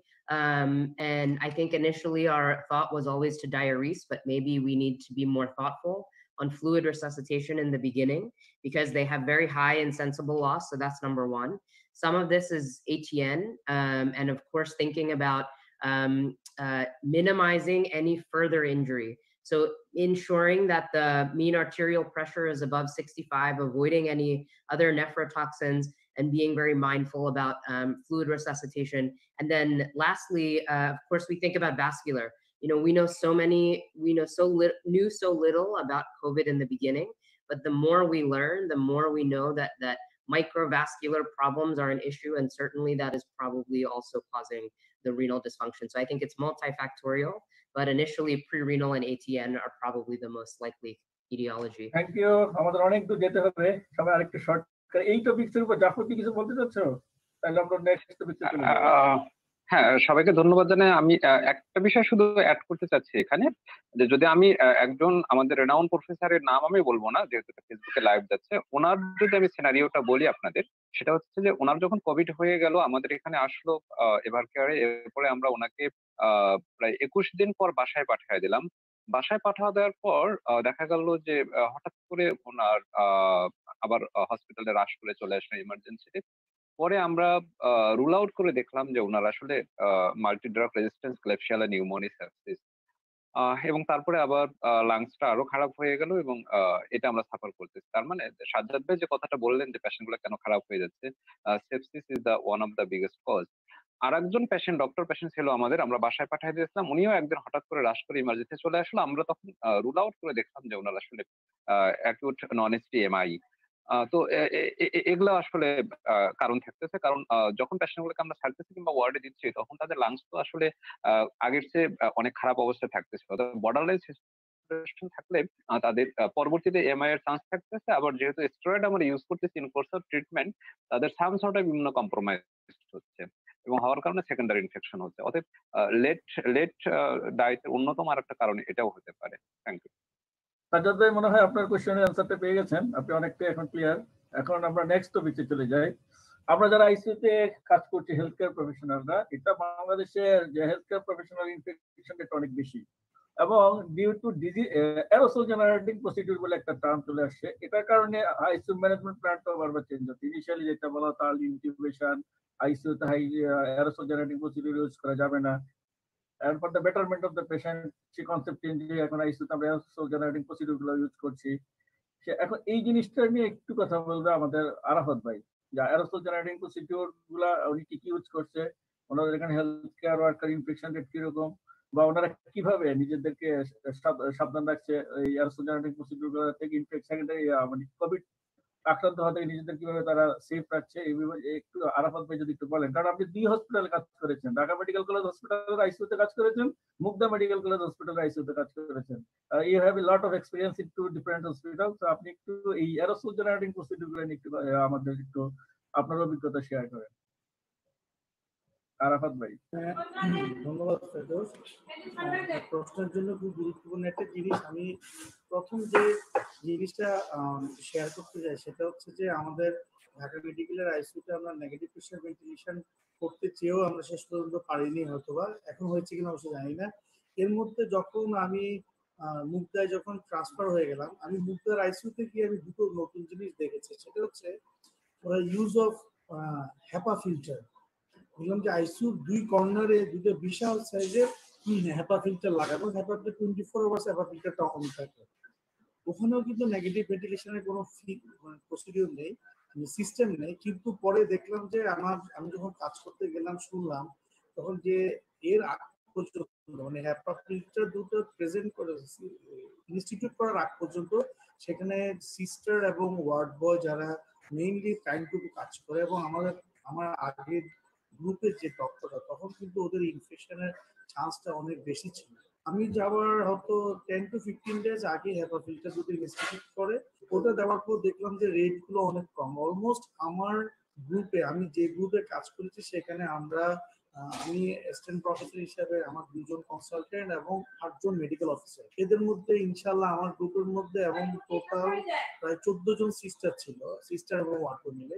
আমরা আল্লাহর রহমতে একজনও কিন্তু infected ছিলাম না। এটা অবশ্য জানি না এটা কেন হয়েছে, কিন্তু আমার এই গ্রুপটাতে কোনো ইনফেক্টেড আমরা কেউ নেই, আমরা সবাই ইনশাল্লাহ কোভিড নেগেটিভ ছিলাম। এখন আরেকটা জিনিস হচ্ছে, শুরু থেকে আমরা যখন এই অ্যারোসল জেনারেটিভ কথা বলছিলাম যে আইসিইউতে, অন্তত কোভিড আইসিইউতে বা যেহেতু সাসপেক্টেড কোভিড গুলো আমাদের কোভিড আইসিইউতে ঢুকে যাচ্ছিল, তো তখন থেকে বলা হচ্ছিল যে আমরা কোনো নেবুলাইজেশন প্রসিডিওরে আমরা কোনো পেশেন্টকে যাব না, সেটা অ্যান্টিবায়োটিক হোক অথবা মানে ব্রঙ্কোডাইলেটর হোক বা স্টেরয়েড হোক। সেক্ষেত্রে আমরা যেটা করতাম, আমি যেটা করেছি সেটা হচ্ছে যে হ্যাঁ নেবুলাইজেশন আমি দিয়েছি কাদেরকে, যারা ভেন্টিলেটরে ছিল। ভেন্টিলেটরে যখন থাকে ভেন্টিলেটর সার্কিট দিয়ে কিন্তু তখন ইচ্ছা করলে নেবুলাইজেশন করা যায়, কিন্তু সেটা ক্লোজ সিস্টেমের মধ্যে থাকে, সেখানে অ্যারোসল জেনারেশনের কোনো সুযোগ নেই। কিন্তু যারা নন ভেন্টিলেটরে আছে, ধরেন নন ইনভেসিভ থেরাপিতে আছে বা হাই ফ্লো নাজাল ক্যানুলাতে আছে, তাদেরকে আসলে মানে আমরা নেবুলাইজেশনের জন্য উৎসাহিত করিনি, নেবুলাইজেশন আমরা করতাম না। ইভেন যদি সেটা প্রয়োজন হতো আমরা ইনহেলার হিসেবে ইউজ করতাম, সেগুলোকে স্যালবুটামল অথবা ব্রঙ্কোডাইলেটর বা স্টেরয়েড। এনআইভির ক্ষেত্রে যেটা ছিল যে আমাদের এনআইভির যে ব্যাপারগুলো আমরা আইসিইউর মধ্যে আমার মুগদার আইসিইউতে কিন্তু নন ইনভেসিভ যেটা করছিলাম আমরা, সেটা পোর্টেবল কিন্তু আসলে এনআইভি কিন্তু খুব কম। আমি মানে একটা মাত্র এনআইভি মেশিন দেখেছি, তাও মনে হয় সেটা অনেক পুরোনো হবে, অ্যানেস্থেসিয়ারা ইউজ করতে, কিন্তু সেটা নষ্ট। কিন্তু যেটা করতাম আমাদের যেহেতু মুগদার আইসিইউটা একদম কোভিড ডেডিকেটেড হসপিটাল হিসেবে তৈরি করা, ওখানে যে ভেন্টিলেটর গুলো ড্র্যাগারের অথবা ল্যান্ডস্টেনের যে ভেন্টিলেটর গুলো দিয়েছিল, ওগুলো প্রত্যেকটাতেই মানে এনআইভি ফর্ম দিয়ে তাকে এনআইভি দেওয়া যেত ভেন্টিলেটরের মাধ্যমে। সেক্ষেত্রে হচ্ছে যে আমরা দেখলাম যে যে পেশেন্ট গুলোর কিন্তু অনেকটাই পেশেন্ট অ্যাটেন্ডেন্স গুলো আসলে এনআইভিটা ইনস্টিটিউট করার জন্য শিখানো হয়েছিল, কারণ অ্যাটেন্ডেন্স কিন্তু আমরা কোনো অবস্থায় কোভিড আইসিইউতে রেস্ট্রিক্ট করতে পারি না। দুটো কারণ হচ্ছে, একটা হচ্ছে পেশেন্টকে সেলফ প্রসিডিউর গুলো করার জন্য আমাদের লোকবলের অভাব আছে, আর সেকেন্ড কথা হচ্ছে মানে বাংলাদেশের প্রেক্ষাপটে যদি পেশেন্টকে আইসিইউর বাইরে রাখা অ্যাটেন্ডেন্টকে, তারা ভাবে যে ভিতরে কি না কি চিকিৎসা হচ্ছে, আমার বাবা বা মা বা ভাই বোন মারা গেল, অত চিকিৎসা না পেয়ে মারা গেল।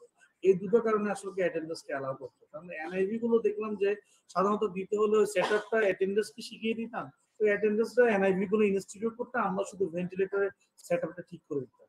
আমি যখন সেটা করলাম, এটাকে যখন আমি যখন ডাটাটা নিলাম, সেই ডাটায় দেখলাম যে যারা এই এনআইভি গুলো ফিট করার জন্য আসলে কাজ করতে, সে ওয়ার্ড বয় হোক বা সিস্টার হোক, ওই ধরনের লোকজন কিন্তু ওই হেলথ কেয়ার ওয়ার্কারদের কিন্তু আসলে কোভিড ইনফেক্টেড হয়ে যাওয়ার চান্সটা অনেক বেশি ছিল।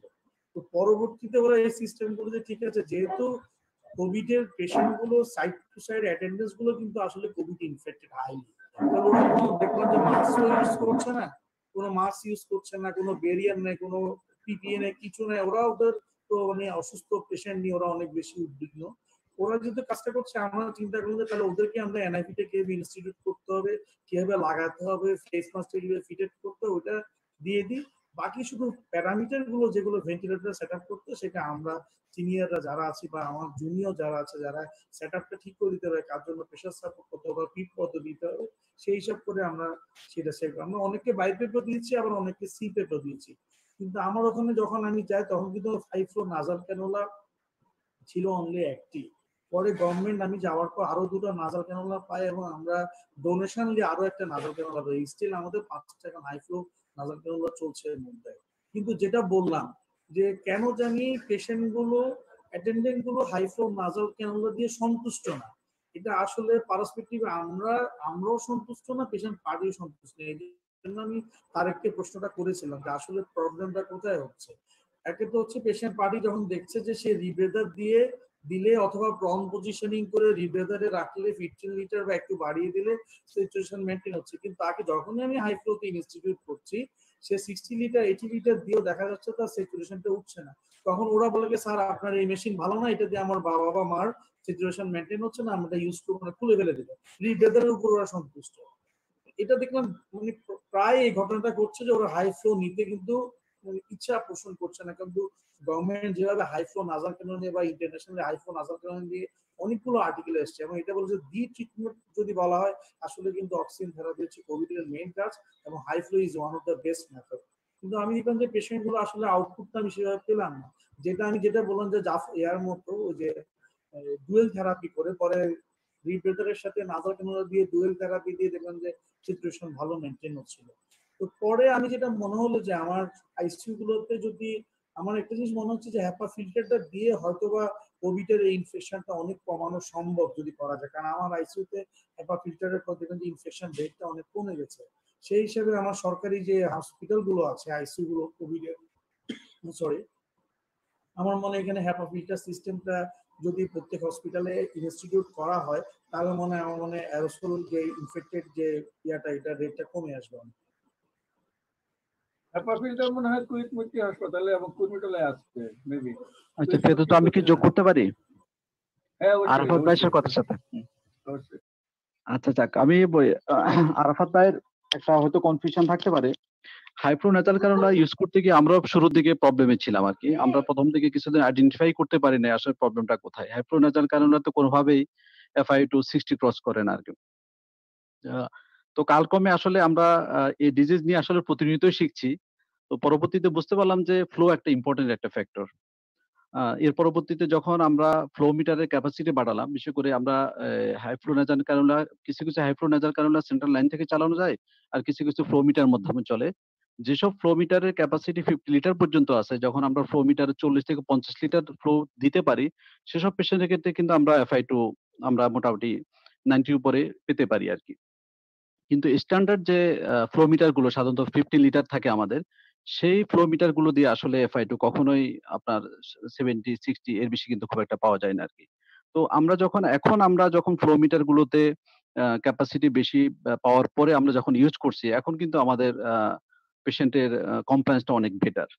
এটা একটা ব্যাপার। আর সেকেন্ড থিং হচ্ছে, এর আগে যখন আমাদের ফ্লো মিটারের ক্যাপাসিটি ছিল না বা আমরা বুঝতে পারিনি, তখনকার সময় আমাদের কিন্তু একই প্রবলেম হচ্ছিল যে আমরা হাই ফ্লো দিচ্ছি কিন্তু স্যাচুরেশন উঠছে না। যখন দেখা যাচ্ছে হাই ফ্লো দিচ্ছি, তার পাশাপাশি আমরা যদিও রেজা ভাই যেটা বলল এটা আসলে মেথডিক্যাল না, তারপরেও আমরা দেখা যাচ্ছে একটা NRB দিয়ে দিচ্ছি সাথে সাথে তারপরে। তো তাতে করে স্যাচুরেশন এভারেজ 10 থেকে 15 বাড়ে এবং পেশেন্টের কমপ্লায়েন্সটা একটু বেটার থাকে। এটার ক্ষেত্রে ২ টা জিনিস আমার কাছে মনে হলো যে কিছু পেশেন্ট মাউথ ব্রেথ করে, সেসব পেশেন্টের ক্ষেত্রে হয়তোবা একটা অ্যাডিশনাল মাস্ক যদি থাকে, সেসব ক্ষেত্রে হয়তো অক্সিজেনেশনটা একটু বেটার হতে পারে। আবার কিছু পেশেন্টের ক্ষেত্রে একটা নেজাল ব্লকেজ থাকতে পারে। আবার কিছু পেশেন্টের ক্ষেত্রে হয়তো দেখা যাচ্ছে যে আমাদের NG টিউব ইউজ করতে হয়। সেসব ক্ষেত্রে কিন্তু হাই ফ্লোটা সবসময় পুরোপুরি কার্যকর নাও হতে পারে। এটা একটা জাস্ট আমার একটা অবজারভেশন।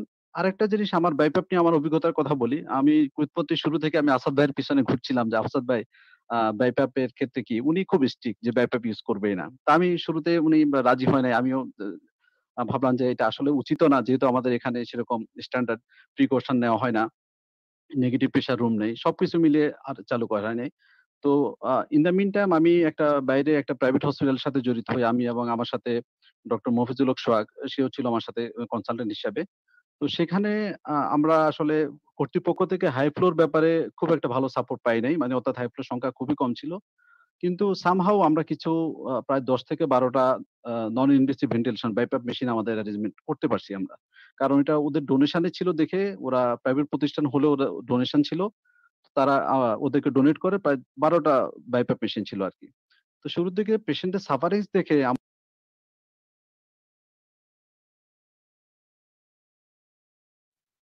আনমিউট করতে হবে। হ্যাঁ, বাধ্য হয়ে নন ইনভেসিভ ভেন্টিলেশনটা শুরু করি।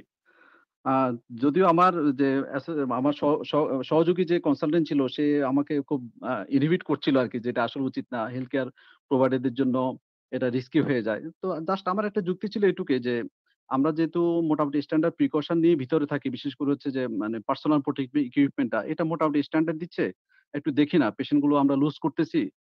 তো সেক্ষেত্রে যাই হোক আমরা শুরু করি আরকি। তো বাস্তবতা হচ্ছে যে ২ মাস পার হয়ে গেল। সেখানে আমরা এভারেজ প্রতিদিন ১০ থেকে ১২ টা ব্যাপআপ মেশিন ইউজ করি। কিন্তু ওইখানে জাস্ট ইনফেকশন এর রেট হলো একজন সিস্টার আক্রান্ত হয়েছে আর একজন ডাক্তার আক্রান্ত হয়েছে গত ২ মাসে। কিন্তু আদারওয়াইজ প্রত্যেকটা মানে বাকি হেলথ কেয়ার প্রোভাইডার যারা কারোরই কিন্তু ডকুমেন্টেড কোনো ইনফেকশন এর রেট আমরা এখনো দেখি নাই আরকি। জাস্ট এটা আমি আমার অভিজ্ঞতা শেয়ার করলাম। এর সাথে যদি ডক্টর সোহাগ যদি কিছু যোগ করতে পারে। ফেরদৌস ভাই, বলো ফেরদৌস ভাই, জাফর বলছিলাম। বলো জাফর বলো। আমি হচ্ছে যে এই হাই ফ্লো নেজাল ক্যানুলায় FiO2 ক্যালকুলেশনের জন্য আমি একটা চার্ট বানাইছি। আমি এখন স্ক্রিনে শেয়ার করতেছি, সবাই স্ক্রিনশট নিয়ে নিতে পারে। এবং এখানেই হচ্ছে যে হাই ফ্লো ফেইলরের মূল কারণটা হচ্ছে এখানে লুকায় আছে আমাদের। দেখেন, আমরা যখন হাই ফ্লো দিই মিনিমাম 40 লিটার, তখন যদি আমার অক্সিজেন ফ্লোমিটারে ফ্লো যদি 15 লিটার থাকে, তাহলে আমার FiO2 হয় হচ্ছে 0.5। তার মানে একটু আগে যে ভাই বললো যে মানে আমি হাই ফ্লো দিয়ে আমি ডেজার্ট FiO2 পাচ্ছি না, আসলে ফ্লোমিটারের অক্সিজেন যদি 15 লিটারের বেশি না হয়, সেক্ষেত্রে high flow nasal cannula use না করাই ভালো। কারণ যখন আপনি রিব্রিদার দিচ্ছেন তখন আপনি কিন্তু FiO2 অলমোস্ট 60%, ইভেন দো নন রিব্রিদারে তো 70% মতো FiO2 উঠে যায়। সেক্ষেত্রে আপনি যখন হাই ফ্লো নেজাল ক্যানুলা দিচ্ছেন, যে 70 লিটার ফ্লো উঠালেন, ওকে 70 ফ্লো দিচ্ছেন, কিন্তু যখন আপনার ফ্লোমিটারের ফ্লো মাত্র 15 লিটার, তখন আপনার FiO2 38%। তার মানে যে পেশেন্ট আপনার নন রিব্রিদার কিংবা রিব্রিদার মাত্রে 15 লিটার 16 লিটার ছিল, তার FiO2 কিন্তু অলমোস্ট 60% ছিল। কিন্তু যখনই আপনি ওই পেশেন্টটাকে হাই ফ্লো নেজাল ক্যানুলায় দিয়ে অক্সিজেন দিলেন 15-16 লিটার, তখন কিন্তু FiO2 সাডেন এট 38% নেমে আসলো। অতএব ওই পেশেন্ট তো high flow nasal cannula tolerate করবে না। অতএব আপনাকে যেটা করতে হবে যে হাই ফ্লো নেজাল ক্যানুলা দিলে অবশ্যই আপনার সেন্ট্রাল ফ্লো থেকে অক্সিজেন দিতে হবে এবং FiO2 ক্যালকুলেশন করে করে দিতে হবে। যে আপনি যে অবস্থা থেকে হাই ফ্লো নেজাল ক্যানুলা শুরু করলেন, FiO2 ওখান থেকে বাড়ানো শুরু করতে হবে। তার মানে আপনার যদি রিব্রিদার কিংবা নন রিব্রিদারে থাকে, সেখান থেকে FiO2 বাড়াতে হবে। আর আরেকটা বিষয় আমি এখানে কনসেপশন ক্লিয়ার করে দেই, সেটা হচ্ছে অনেক ভাইয়েরা বলতেছেন যে nasal cannula along with face mask. ব্যাখ্যাটা হচ্ছে যে আপনার যখন ইন্সপিরেশন আমরা করি, তখন আমাদের ইন্সপিরেটরি পিক হলো যখন একটা পেশেন্ট রেসপিরেটরি ডিস্ট্রেসে থাকে, তার ইন্সপিরেটরি পিক হলো প্রায় 40, 50, 60, even though এআরডিতে 120 litre per minute হয়ে যায়। তো তখন আমি ফ্লোমিটারে কিংবা নেজাল ক্যানুলা অক্সিজেন দিতে পারি 4-5 লিটার। তার মানে কি, আমার এই টাইডাল ভলিউমের ম্যাক্সিমাম অংশটা অ্যাম্বিয়েন্ট এয়ার থেকে আসে। তার মানে 100% অক্সিজেন যায় না। তখন আমি যদি আমার নাকের চারপাশে কিছু অক্সিজেন দিয়ে রাখতে পারি ইনসাফিউশন করে, তখন এখানে অ্যাম্বিয়েন্ট এয়ারে অক্সিজেনটা বাড়ে। এ কারণে দেখা যায় যে নেজাল ক্যানুলা সাথে সাথে একটা মাস্কে অক্সিজেন দিতে পারলে FiO2 বাড়ে। এক্ষেত্রে আমার সবার প্রতি একান্ত পরামর্শ হবে আপনারা আরেকটা জিনিস ইউজ করতে পারেন, সেটা হচ্ছে নেজাল ইয়ারওয়ে। নেজাল ইয়ারওয়ে দেবেন, যে নেজাল ইয়ারওয়ের মধ্য দিয়ে নেজাল ক্যানুলার একটা তার কেটে নিবেন, নিয়ে একদম নেজোফ্রিংস এর ভেতরের দিকে গিয়ে অক্সিজেনটা দিয়ে আসবেন। এখানে যদি আপনি 5-6 লিটার অক্সিজেনও দিতে পারেন কিংবা 7-8 লিটার অক্সিজেন দিতে পারেন, দেখবেন আপনার FiO2 অনেক বেশি বেড়ে যাবে। কারণ আপনি আপার ইয়ারওয়ে ডেড স্পেসটা ডিউরিং এক্সপিরেশন আপনি এটা অক্সিজেন দিয়ে ভরায় দিচ্ছেন। অর্থাৎ পেশেন্ট যখনই শ্বাস নেবে, তখন আপনার অক্সিজেনটা অনেক বেশি পেয়ে যাবে। এটাই হচ্ছে যে নেজাল ক্যানুলার সাথে ফেস মাস্কের বিউটিটা। তবে আমি আশা করবো যে হাই ফ্লো নেজাল ক্যানুলা বাড়ানো দেওয়ার সময় সবাই ফ্লোমিটারের বিষয়টা খেয়াল রাখবে। Otherwise high flow nasal cannula কাজ করবে না। এবং সত্যি কথা বলতে কি, যে হাই ফ্লো নেজাল ক্যানুলা দিয়ে অনেক পেশেন্টকে আমরা সেভ করতে পারতেছি এবং tremendously believe it. Thank you very much. Ferdous ভাই, আরেকটা তথ্য শেয়ার করতে যাচ্ছিলাম। আমরা কিন্তু কুইতমুত্তি হসপিটালে কিন্তু আমরা ইনভিটেবলি এখন আমাদের 26 বেডের আইসিইউ ক্যাপাসিটি। ইনভিটেবলি আমাদের 5 থেকে 7টা পেশেন্টে কিন্তু আমরা নন ইনভেসিভ ভেন্টিলেশন দিচ্ছি ভেন্টিলেটর মেশিনের মাধ্যমে। হ্যাঁ এবং হ্যাঁ, আমাদের আমরা রেজাল্ট অনেক ফ্রিকোয়েন্টলি ভালো। দিচ্ছি, আমরা ফ্রিকোয়েন্টলি দিচ্ছি। এবং আমাদের এখানকার খুব রেজাল্ট ভালো অনেক ভালো এক্সপেরিয়েন্স আলহামদুলিল্লাহ। আমাদের। এবং দেখা যাচ্ছে খুব যে ভালো আমরা ঢাকা মেডিকেল কলেজ হসপিটালে আমরা এই কাজই করতে হচ্ছে। আমাদের এখন হাই ফ্লোর চাইতে দেখা যাচ্ছে ভেন্টিলেটরের মাধ্যমে যদি আমরা দিই, ওটা আরো বেশি হ্যাঁ ঠিক হ্যাঁ হয়। ওটা কুয়েতমত্রীতে কিন্তু ইনফেকশনের রেট কিন্তু মানে যারা আইসিইউর স্টাফ তাদের কিন্তু ইনফেকশনের রেট কিন্তু খুবই মিনিমাম। ডাক্তার জাফর যে চার্টটা দিলেন, থ্যাংক ইউ। এই চার্টটা আমাদের গ্রুপে এক মিনিট ওই ডাক্তার জাফরের চার্টটা আমাদের যে গ্রুপটা আজকের প্রোগ্রামের জন্য যে গ্রুপটা তৈরি করা হয়েছে। আরাফাত ভাই, আমি একটু অ্যাড করতে চাচ্ছিলাম। সেটা হচ্ছে যে আমার যে এক্সপিরিয়েন্স যেটা বলার ছিল আসলে ডাক্তার আশরাফুজ্জামান দিনার ম্যাক্সিমাম কথা বলে ফেলেছেন। তো সেখানে সাথে যেটা আমি অ্যাড করি যে আমাদের দুজনের এক্সপিরিয়েন্স আসলে সেম। প্রথম দিকে আসলে সেন্ট্রাল অক্সিজেনের যে প্রেশার সেটা একটা বড় ইস্যু ছিল।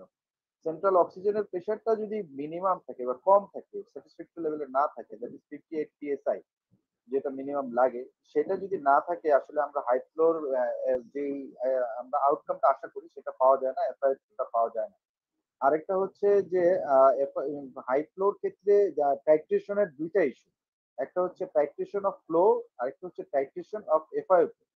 যেটা হচ্ছে যে আমরা এই এফআইওটা টাইট্রেশন করছি হচ্ছে আমরা যে আমাদের ফ্লো মিটার আছে, প্রথম দিকে আমাদের যে হাই ফ্লো গুলো দেওয়া হচ্ছিল সেগুলোর সাথে ফ্লো মিটার দেওয়া হয়নি, কিন্তু পরবর্তীতে যখন আমরা যে প্রাইভেট হসপিটাল বললাম অথবা আমার কর্মচারী হসপিটাল বলি, সেখানে আমার 6 বেডে এখন 12টা হাই ফ্লো, এবং সেগুলোর প্রত্যেকটার সাথেই আমার এখন হচ্ছে 50 লিটার ফ্লো মিটার আছে, যে কারণে আমার এফআইও টাইট্রেশনটা খুব ইজি, চাইলেই আমি 100% অলমোস্ট দিতে পারছি। আর দ্বিতীয়টা হচ্ছে যে টাইট্রেশন অফ ফ্লোটা আসলে আমাদের একটা পেশেন্ট রিকোয়ারমেন্টের উপর ডিপেন্ড করে।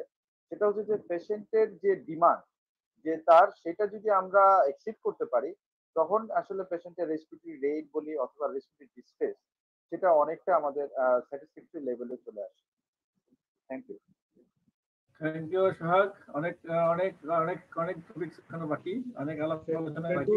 জাস্ট আমি এক সেকেন্ড একটু সময় নিচ্ছি। আমি সোহাগের জিনিসটা একটু যেটা বললাম যে হাই ফ্লো নাজার কেবলার বর্তমানে যেগুলো ফ্লো মিটার দিচ্ছে, এটার মধ্যে আমার এখানে যেগুলো আসছে একটা প্রবলেম হচ্ছে যে সেটা হচ্ছে যে তুমি যেটা বললা যে ফ্লো মিটারের ফ্লো বাড়ানো, তারপরে যেটা বললো, কিন্তু এখানে দেখা যাচ্ছে ফ্লো মিটারের মধ্যে সেন্সরের একটা ব্যাপার স্যাপার আছে। সেটা হচ্ছে ফ্লো মিটারে আমি কিন্তু দিয়ে দিলাম 60 লিটার, কিন্তু আমাকে যেটা বললো যে আপনি এফআইএ 99% রাখার জন্য ফ্লো যতটুকু বাড়ানো সেটা দিয়ে আপনি কাভার দিবেন।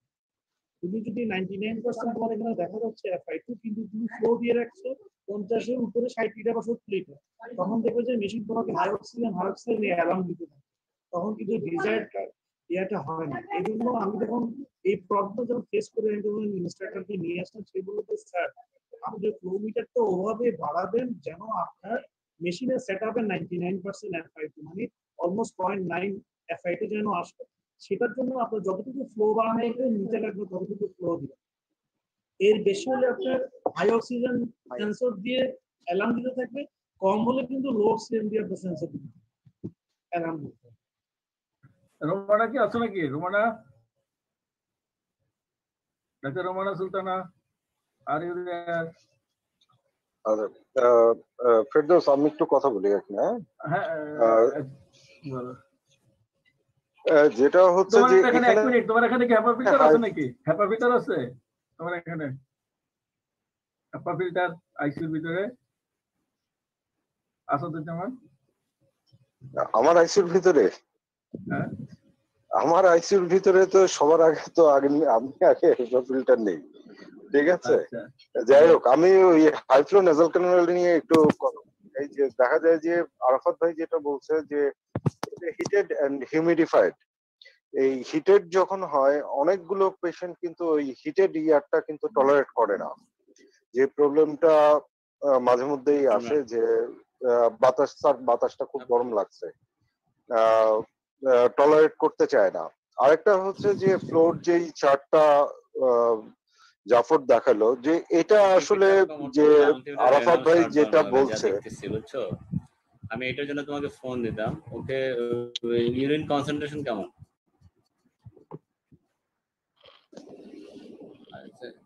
তো অলরেডি ফ্লুইড পাইছে, একটু ফ্লুইড কনসেন্ট্রেশন হাই থাকলে একটু 500 ml নরমাল দিতে পারো, বুঝছো? আচ্ছা, একটু দিতে পারো। আর আনমিউট করে নিতে হবে। সবাইকে আনমিউট করে দিন।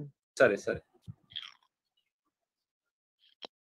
এখন যেটা হচ্ছে যে ফ্লোর সাথে হচ্ছে যে অক্সিজেন কনসেন্ট্রেশনের যে রিলেশনটা, সেটা দেখা যাচ্ছে যে আরাফাত ভাই যেটা বলছে যে আমরা যে মেশিন গুলো ইউজ করি সেগুলোতে দেখা যাচ্ছে যে হাই কনসেন্ট্রেশন ফ্লো আমি 40 লিটারে দিলাম, আমার হচ্ছে যে 25 লিটার যদি আমি অক্সিজেন ফ্লো রাখি তখনই দেখা যাচ্ছে যে এটা মোর দেন 0.9 FiO2 মেনটেন করে বা 90% এর উপরে।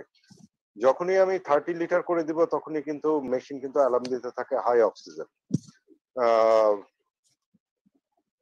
এখানে একটা প্রবলেম অ্যারাইজ করে যায় যে প্রথম দিকে যারা হাই ফ্লো গুলো দেয় তারা কিন্তু উইদাউট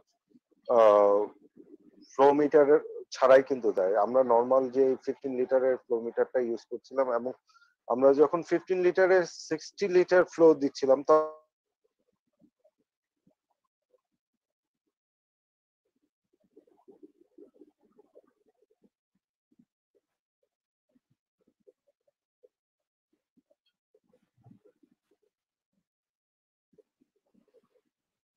হ্যালো, হ্যাঁ, লাইন কেটে গেছে মনে হয় তোমার। হ্যাঁ একটু একটু কুইক যাও। আচ্ছা, একটু অন্য কারো কাছে আমি দেখি আমার গ্যাজেটে একটু প্রবলেম হচ্ছে, আমি এটা ঠিক করতে হবে। আচ্ছা ঠিক আছে, ঠিক করো। আমরা নেক্সট টপিকগুলো যদি একটু যাই।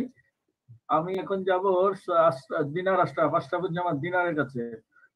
কোভিড আইসিইউ ট্রিটমেন্টের মূল ট্রিটমেন্টটি হচ্ছে অক্সিজেন থেরাপি। অক্সিজেন থেরাপি অনেকগুলি আমরা অনেকক্ষণ আলাপ করলাম। আশা করি কিছুটা কনফিউশন যা যেখানে ছিল কিছুটা কারেকশন হবে।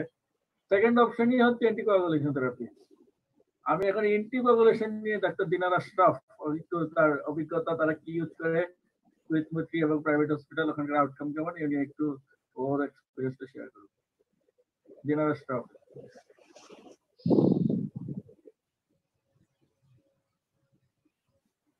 আনমিউট করো, আনমিউট করো।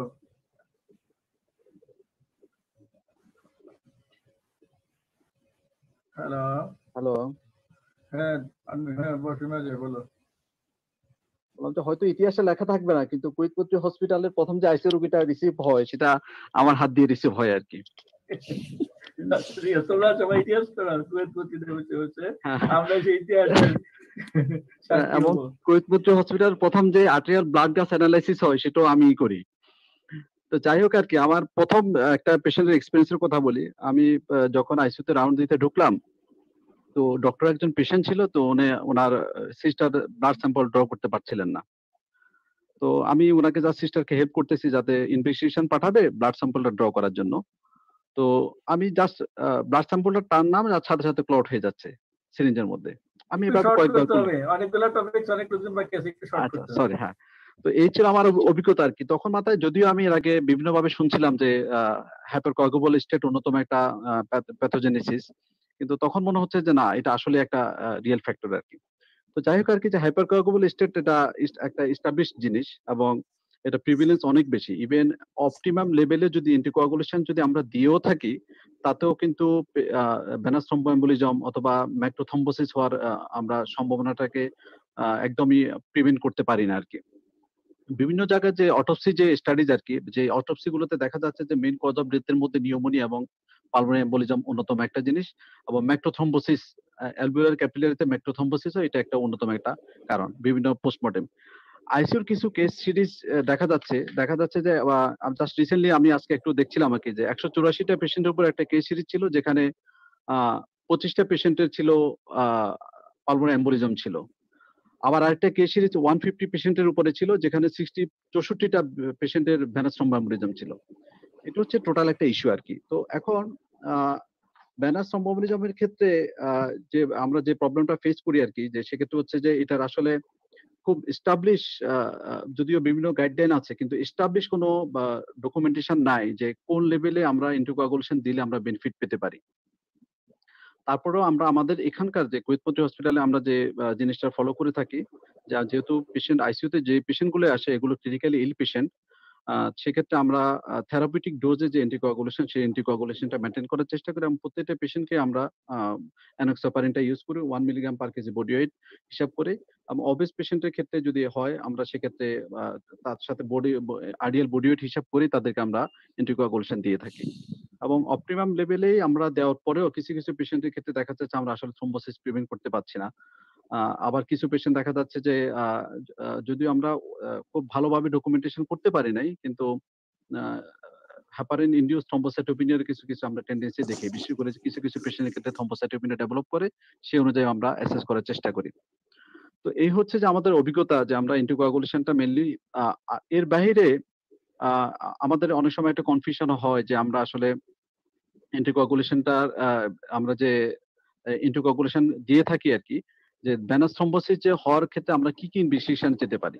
আমাদের এখানকার রিসোর্স লিমিটেড, আমরা আসলে শুরুর দিকে পিটিএপিটি করতে পারছিলাম না, কিন্তু এখন আমরা একটু পিটিএপিটি দেখতে পারি যাতে আমরা কিছুটা idea pi.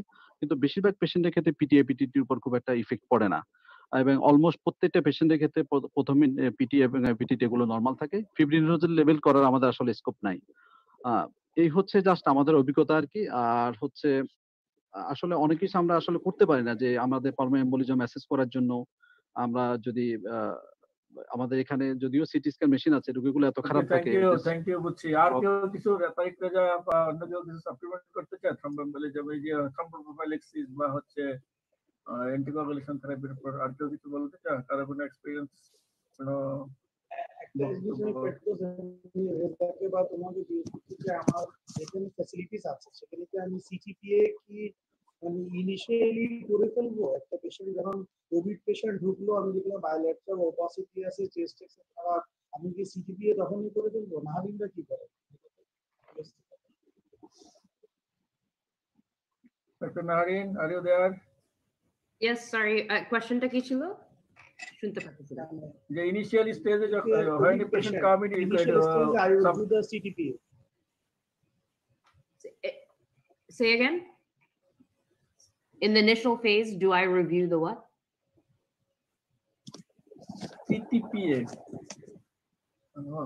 When a patient admit in hospital with COVID, in which situation you suggest CTPA? Early stage or late stage?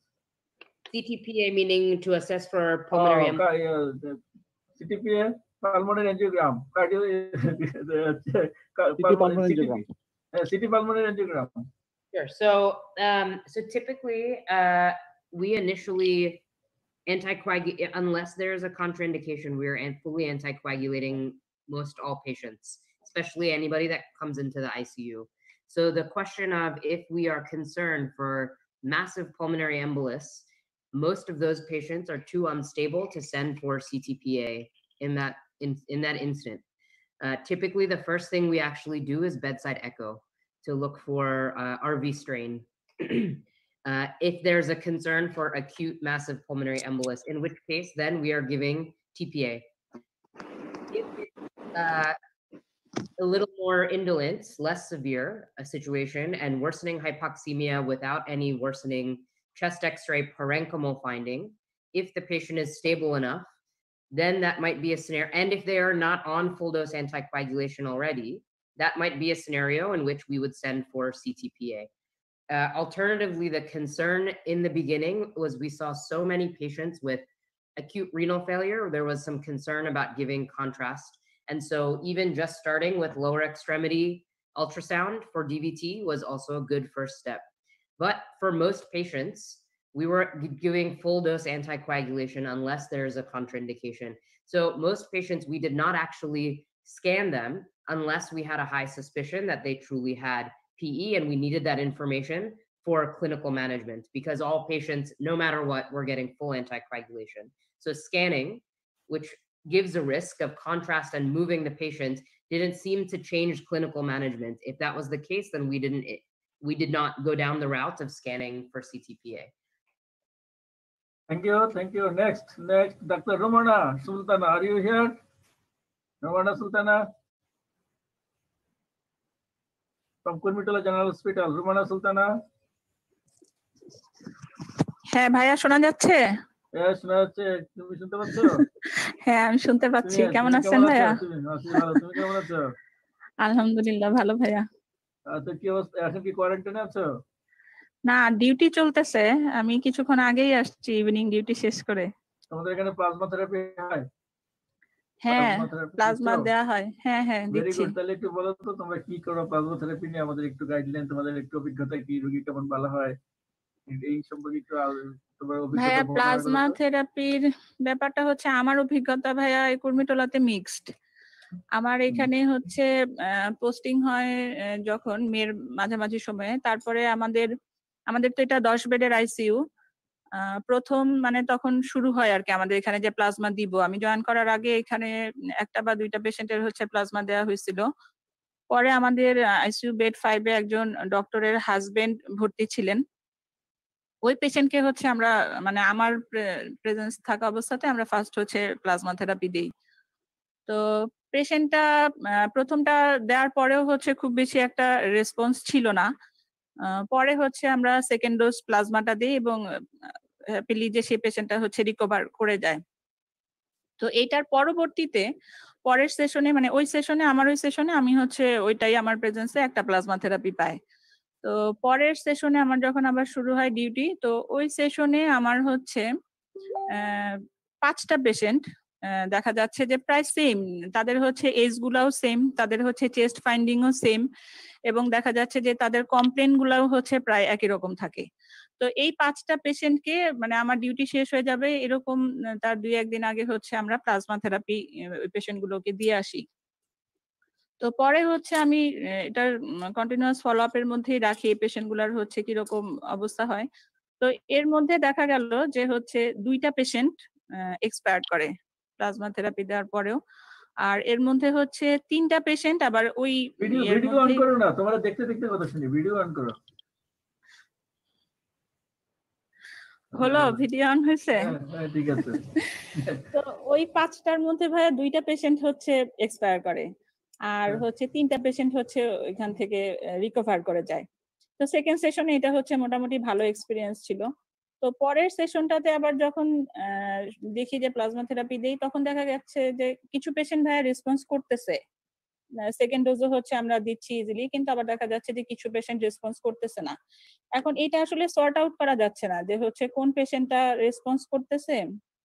দেখা যাচ্ছে প্লাজমা থেরাপির সাথে রেমডেসিভিরটাও হচ্ছে আমরা এখানে দিচ্ছি, রেমডেসিভিরও দেওয়া হইতেছে, প্লাজমা থেরাপিও দেওয়া হচ্ছে। কিন্তু এটা আমার ভিউ যে হচ্ছে আসলে স্পেসিফিক্যালি বলার মতো হচ্ছে অপশন এখনো মনে হয় এটা না তোমার মতো আমাদের আমারও ইয়েতে আসছে। অভিজ্ঞতা এরকমই যে আমি প্লাজমা থেরাপিতে কেউ ভালো হচ্ছে, কেউ হ্যাঁ। কয়েকজন মারা গেছে, কিন্তু যে প্লাজমা থেরাপির কারণে শুধু স্পেসিফিকলি প্লাজমার কমেন্ট করতে জন্য, হ্যাঁ, পারবো শুধু প্লাজমার জন্য যে হচ্ছে মুশকিল। পেশেন্ট বাড়ছে এটা হচ্ছে হয় এত নাই। শর্ট এক্সপিরিয়েন্স বলাটা আসলে মুশকিল। এ নিয়ে কারো অন্য কোনো আর কিছু বলতে চাও না?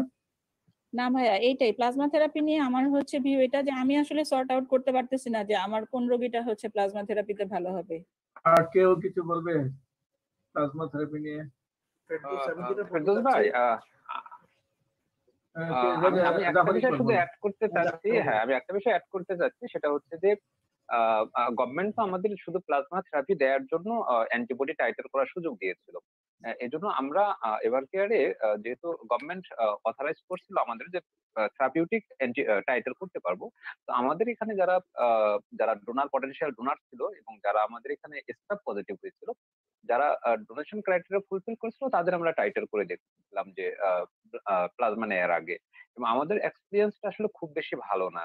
আমাদের 40 দিন কিংবা 35 দিনের পরও দেখা গেছে যে টাইটার অ্যাডিকুয়েট লেভেলে আমরা টাইটার পাচ্ছি না। এজন্য আমাদের অনেকগুলা ডোনারকে আমরা বাদ দিচ্ছি, এবং যে কিছু সিলেক্টিভ কিছু ডোনার আমাদের ফুলফিল করেছিল ক্রাইটেরিয়া, যে অ্যাডিকুয়েট অ্যামাউন্ট অফ টাইটার পাইছিল। এবং এই যাদের অ্যাডিকুয়েট অ্যামাউন্ট অফ টাইটার পাওয়া গেছিল, তাদের যে প্লাজমা নিয়ে আমরা যখন থেরাপিটা দিয়েছি, সেক্ষেত্রে আমাদের কাছে রেজাল্টটা মনে হয়েছে অবভিয়াস। বাট উইদাউট টাইটার আমার মনে হয় না যে খুব বেশি আমরা লাভ করতে পারবো, কারণ প্লাজমার মধ্যে তো অনেক আসলে অ্যান্টিজেন গুলো থাকে, যেটা কিছু টাইটার সারা প্লাজমা সারা ব্লাড দিয়ে এদিকে ভালো করে ফেলেছে। এটা তো আসলে ইন্টারপ্রিটেশন বলা যাবে না, এটা তো আসলে একটা দুইটা দেওয়া দিয়ে এটা বলা যাবে না, এটা হয়তো ডাটা বলতেছে, ইউএসএরও ডাটা বলতেছে অলমোস্ট 20% পেশেন্ট শুধুমাত্র titre adequate amount of titre হয়। অর্থাৎ টাইটার করে প্লাজমাটা দেয় বেটার, আমার যেটা অভিজ্ঞতা। আমি জাস্ট একটা যোগ করতে চাই ফেরদৌস ভাই, যে এটা তো টাইটার তো একটা বড় একটা ইস্যু বাংলাদেশে, এবং করাও যাচ্ছে না। এবং আমরা যে কারণে আমি আমার অভিজ্ঞতার কথা শেয়ার করি যে আমি কিছু কিছু জায়গাতে যেখানে আমার সুযোগ ছিল আর কি, আমি আর্লি স্টেজে অর্থাৎ আর্লি স্টেজে প্লাজমার আমি জানি না আসলে রুমানা যেটা বললো আর কি, সবই ইউজ করা হয়, কোনটাতে রেসপন্স করে যায় না, বাট কিছু কিছু পেশেন্টের ক্ষেত্রে এতটা খারাপ অবস্থা নিয়ে আসে, কিন্তু আর্লি স্টেজে যখন আসে তখনকার ক্ষেত্রে প্লাজমা দিয়ে প্লাজমা বা অ্যাসোসিয়েটেড সবকিছু ড্রাগ দিয়ে, বিশেষ করে প্লাজমার ক্ষেত্রে দেখছি যে রেজাল্টটা খুব ড্রামাটিক, একদিন বা 2 দিনের মধ্যে রেসপন্স করে গেছে এমনও পেশেন্ট পাচ্ছি আর কি। এখন এটা কতটুকু প্লাজমা হচ্ছে জানি না, তবে আমি দেখলাম যে আর্লি স্টেজ অর্থাৎ পেশেন্টের যাদের বিশেষ করে হচ্ছে যে আমরা হাইপ্রো দিয়ে 90 এর উপরে মেনটেন করতে পারছি, কিংবা বাইপ্যাপ দিয়ে মোটামুটি 90 এর উপরে মেনটেন করা যাচ্ছে, আর্লি স্টেজের ক্ষেত্রে রেজাল্টটা আমি ভালো তাহলে পাচ্ছি। আমাদের রিকমেন্ডেশন কি, ওটা in favour of use plasma আর আমি আর্লি স্টেজে ইউজ করার পক্ষে। এখন যেহেতু আমরা এক্স্যাক্টলি ডে 10 এর পরে আর ইউজ করার দরকার নাই, ডে 10 এর আগে ইউজ করতে হবে। আচ্ছা, এখানে আমি ফেরদৌস ভাইয়ের মাধ্যমে জাফর ভাইয়ের কাছে একটা কোয়েশ্চেন করতে চাচ্ছি। সেটা হচ্ছে ভাইয়া, যদি পেরিফেরি মানে আপনারা তো আপনাদের হচ্ছে হসপিটাল অ্যাডমিটেড যে পেশেন্ট তাদের জন্য হচ্ছে টাইটার করতেছেন, এটা যদি বাহির থেকে কেউ যায় সেটা কি আপনারা টাইটার করেন?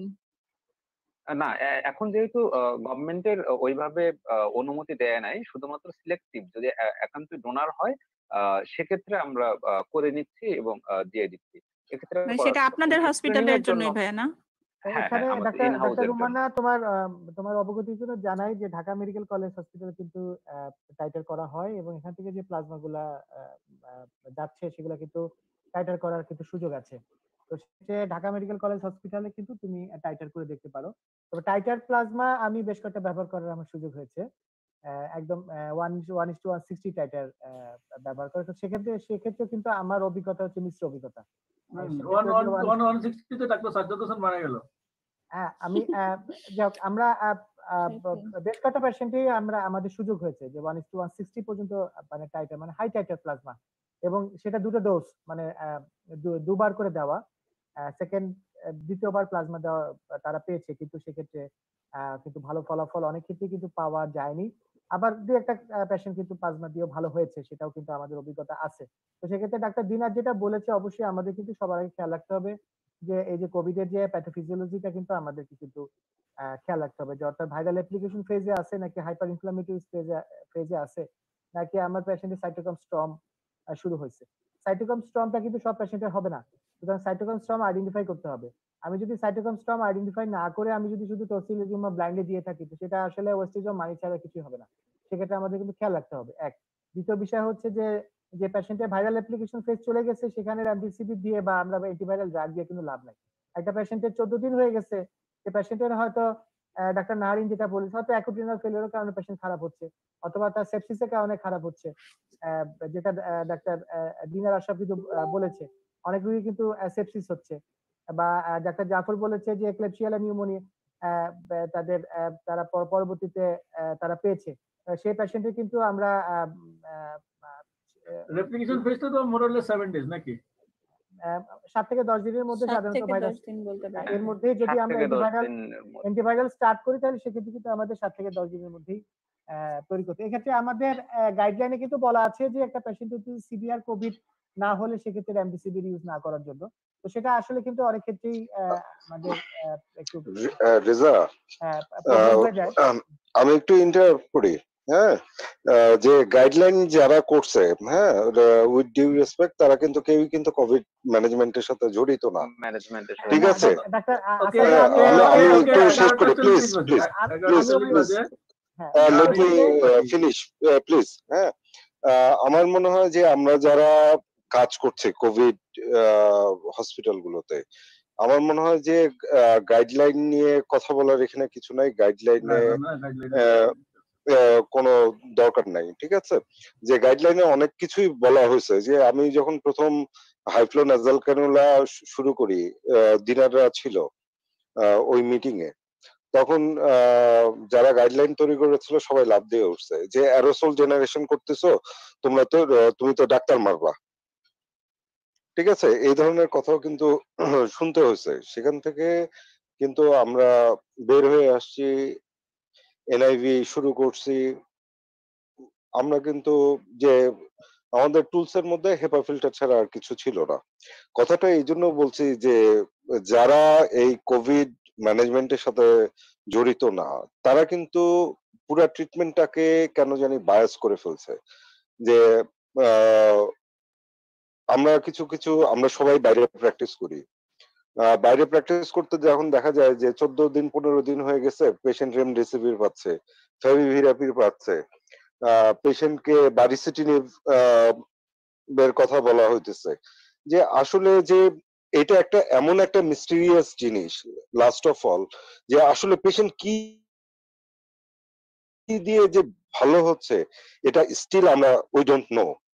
আর হচ্ছে যে সাইটোকাইন স্টর্ম বা টসিলিজুমেব ডেফিনেটলি যে কোনো ডিজিজ প্রসেসের ক্ষেত্রে যত আর্লি ড্রাগ স্টার্ট করা যায়, রেসপন্স ইজ বেটার।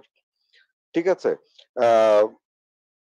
দিনার জানে যে আমরা কিছু 85 ইয়ার্স এর পেশেন্ট প্লাজমা নিয়ে ভালো হয়ে গেছে, আবার কিছু প্লাজমা দেওয়ার কারণে কমপ্লিকেশন হয়ে হাইপার কোয়াগুলেবল স্টেট হয়ে স্ট্রোক করে পেশেন্ট মারা যাওয়ারও আমার এখানে ঘটনা আছে। আমি জানি না যে এখন মাঝখানে ঢাকা মেডিকেল কলেজে অ্যান্টিবডি টাইটার করা বন্ধ ছিল। অ্যান্টিবডি টাইটার বন্ধ হয়ে যাওয়ার পরে বেসিক্যালি আমি আসলে প্লাজমা টোটালি ইউজ করছি না। ঠিক আছে। যে জাস্ট সিম্পলিফাইড ওয়েতে আমার মনে হয় যে আগানোটা, কোভিড ম্যানেজমেন্টটা আগানোটাই সবচেয়ে বেটার। সেটা হচ্ছে যে just positioning, oxygenation and anticoagulation. তারপরে যদি মনে হয় লাং ইনভলভমেন্ট দেখে ডেফিনেটলি যে প্রথমে যেটা বলছিলাম যে জুনের স্ট্রেনের কথা, পেশেন্টের লেন্থ অফ হসপিটাল স্টে অনেক বেড়ে গেছে। ফাঙ্গাল জাফররা ক্লেপশেলা পাচ্ছে, আমার কিছু পেশেন্টের কিন্তু ফাঙ্গাল ইনফেকশনও হয়েছে, যার কারণে অ্যান্টি ফাঙ্গাল পর্যন্ত আমাদের দিতে হয়েছে।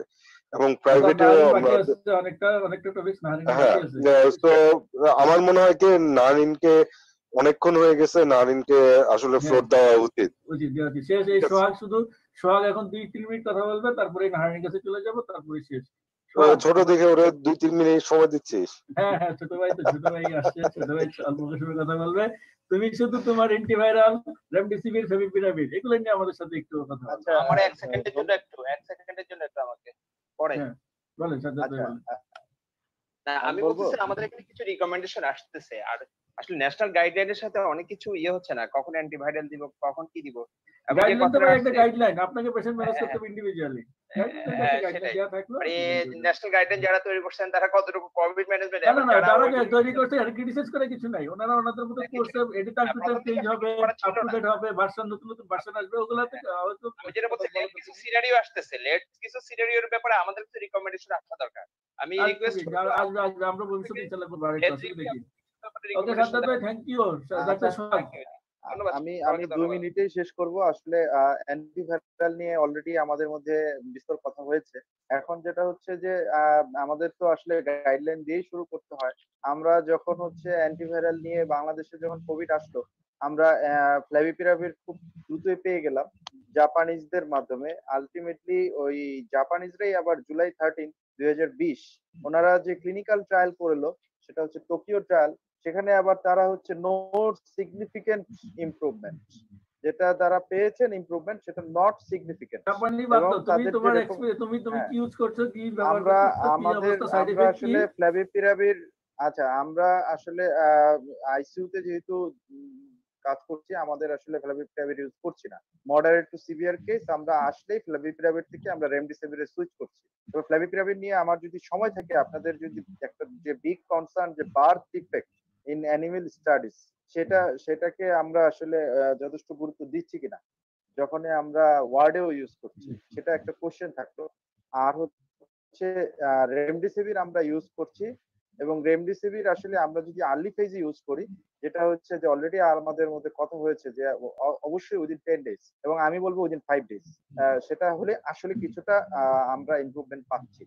এবং রেমডেসিভির ডোজের ব্যাপারে যেটা, সেটা হচ্ছে যে আমাদের একটা দুইটা কেস আমরা পেয়েছি যে এলএফটি 5 টাইমস হায়ার ছিল।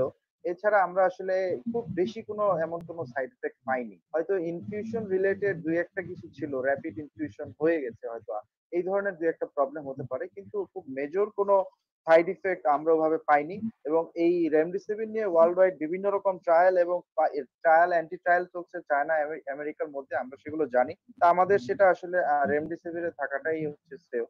আরো অনেক অ্যান্টিভাইরাল নিয়ে ট্রায়াল চলছে, কিন্তু আমাদের আসলে এখনই রেকমেন্ডেশন যেটা বা আমারও যেটা এক্সপিরিয়েন্স সেটা হচ্ছে stay with the remdesivir and start within 10 days এবং 5 days এবং 10 days ট্রায়ালে খুব বেশি পার্থক্য নেই।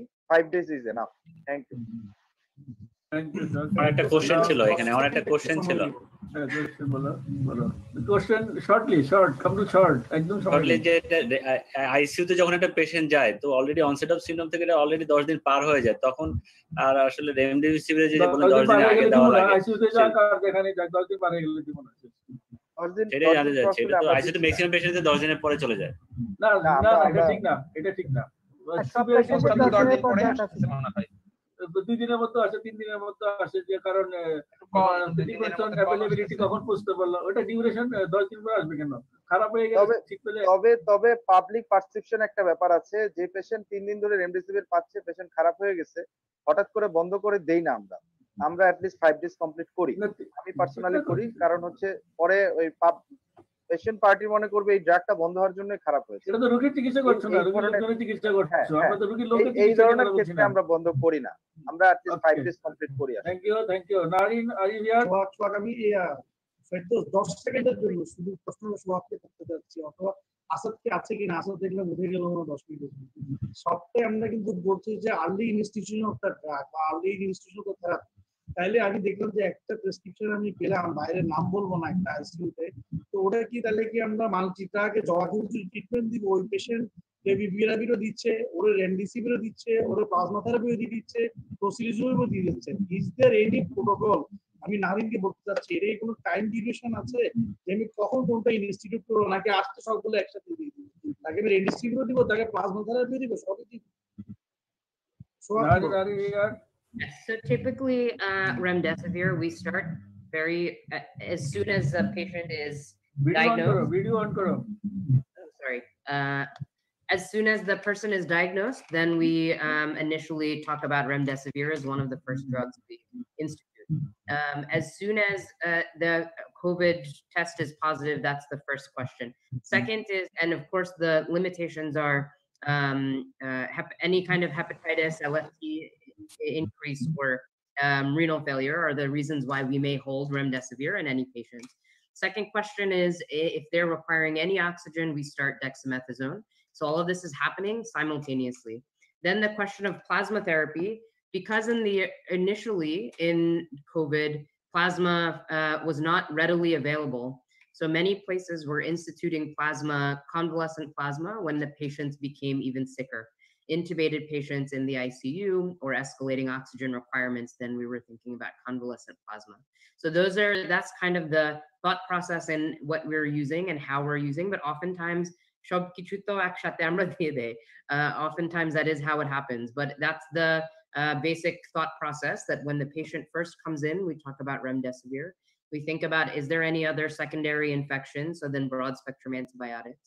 We think about steroids if we think we're adequately treating any other super infection.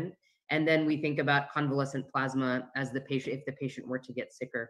And then oxygen therapy simultaneously, of course, as everybody said, with awake proning, oxygen supplementation, high flow nasal cannula. We are using non-invasive.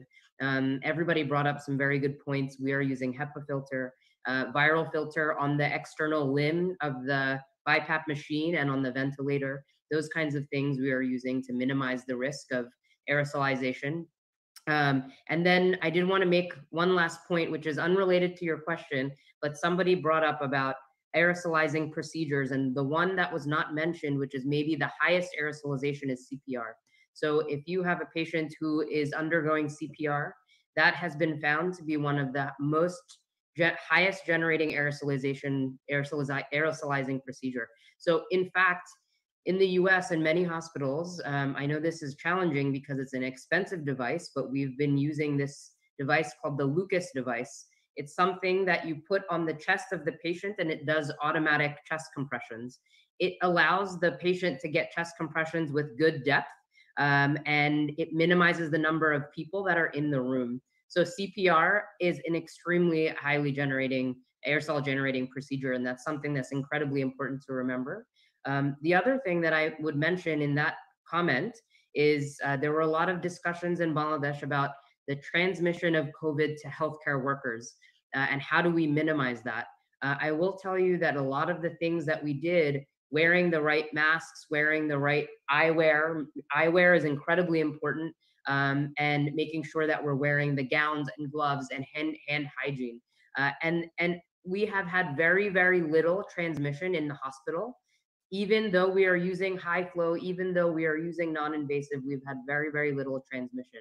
And the most important process of that is the donning and doffing. So I think that is, from the beginning, we talked about a lot of critical care issues, but from the beginning with COVID, we always have to talk about prevention. That's the #1 way to fix all of the patients, right? If we prevent it, then they'll never get sick.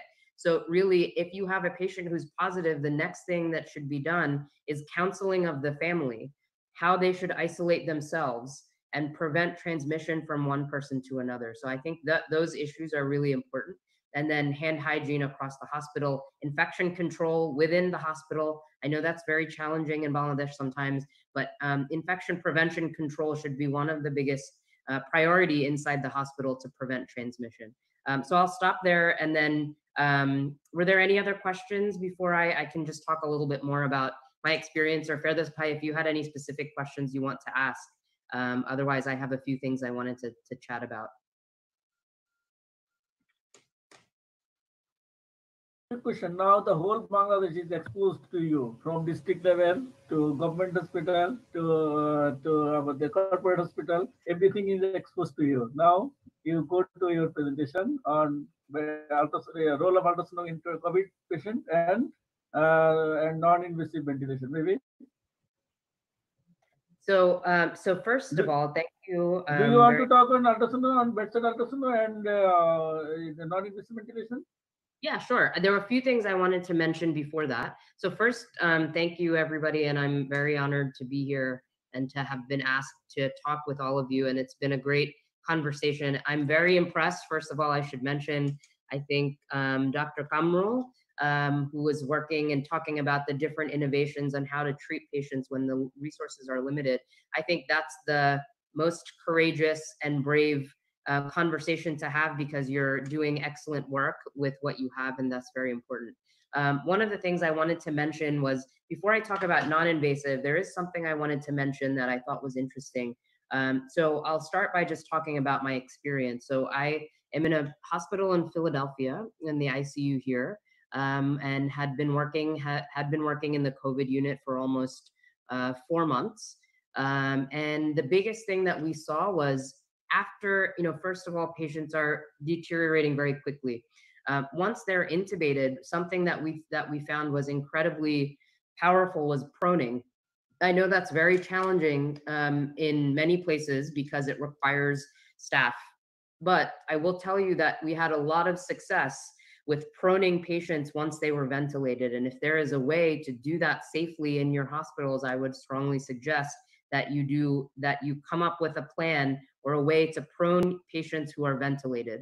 It requires a lot of care. There are a lot of protocols that exist, but I think we have seen really a big success. And there were some papers that were published about even prolonged proning. And we had prone patients for almost up to 48 to 72 hours with a great improvement in their oxygenation. So something to think about, if you have the resource and you have the ability to plan this in your medical ICU, proning is an incredibly useful intervention for patients who are very hypoxic. So something to really think about and work with your staff if that's something that you can implement safely in the hospital. The second thing I will mention, so in a conversation, everybody knows I do a lot of ultrasound work. So what I'm going to do is I'm going to share my screen, if that's okay. Let me see if I can do that.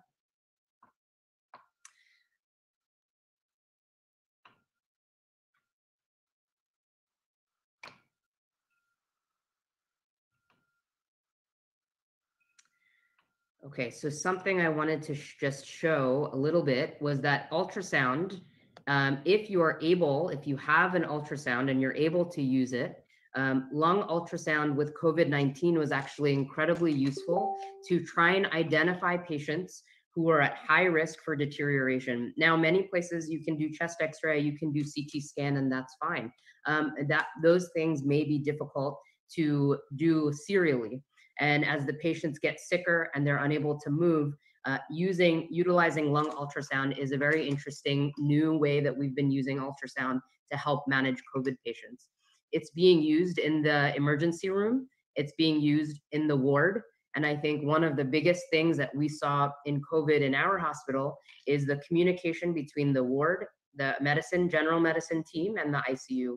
Because somebody mentioned by the time they get to the ICU, maybe it's 10 days already, many of the interventions should have happened from the acute medicine team in the ward.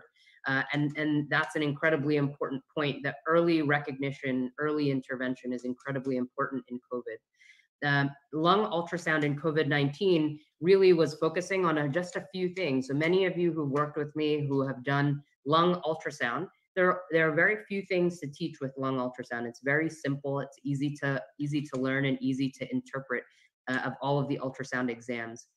And the things that they're looking for are focal or diffuse B lines, so evidence of parenchymal disease and sparing of uninvolved areas. And many of you know that the CT scans for COVID, that's what they look like, somewhat patchy, somewhat peripheral areas of ground glass and consolidation.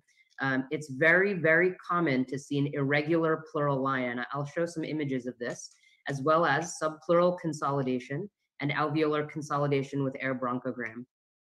Because of the irregular pleura, what you see in COVID-19 lung ultrasound is that's what distinguishes it from cardiogenic pulmonary edema.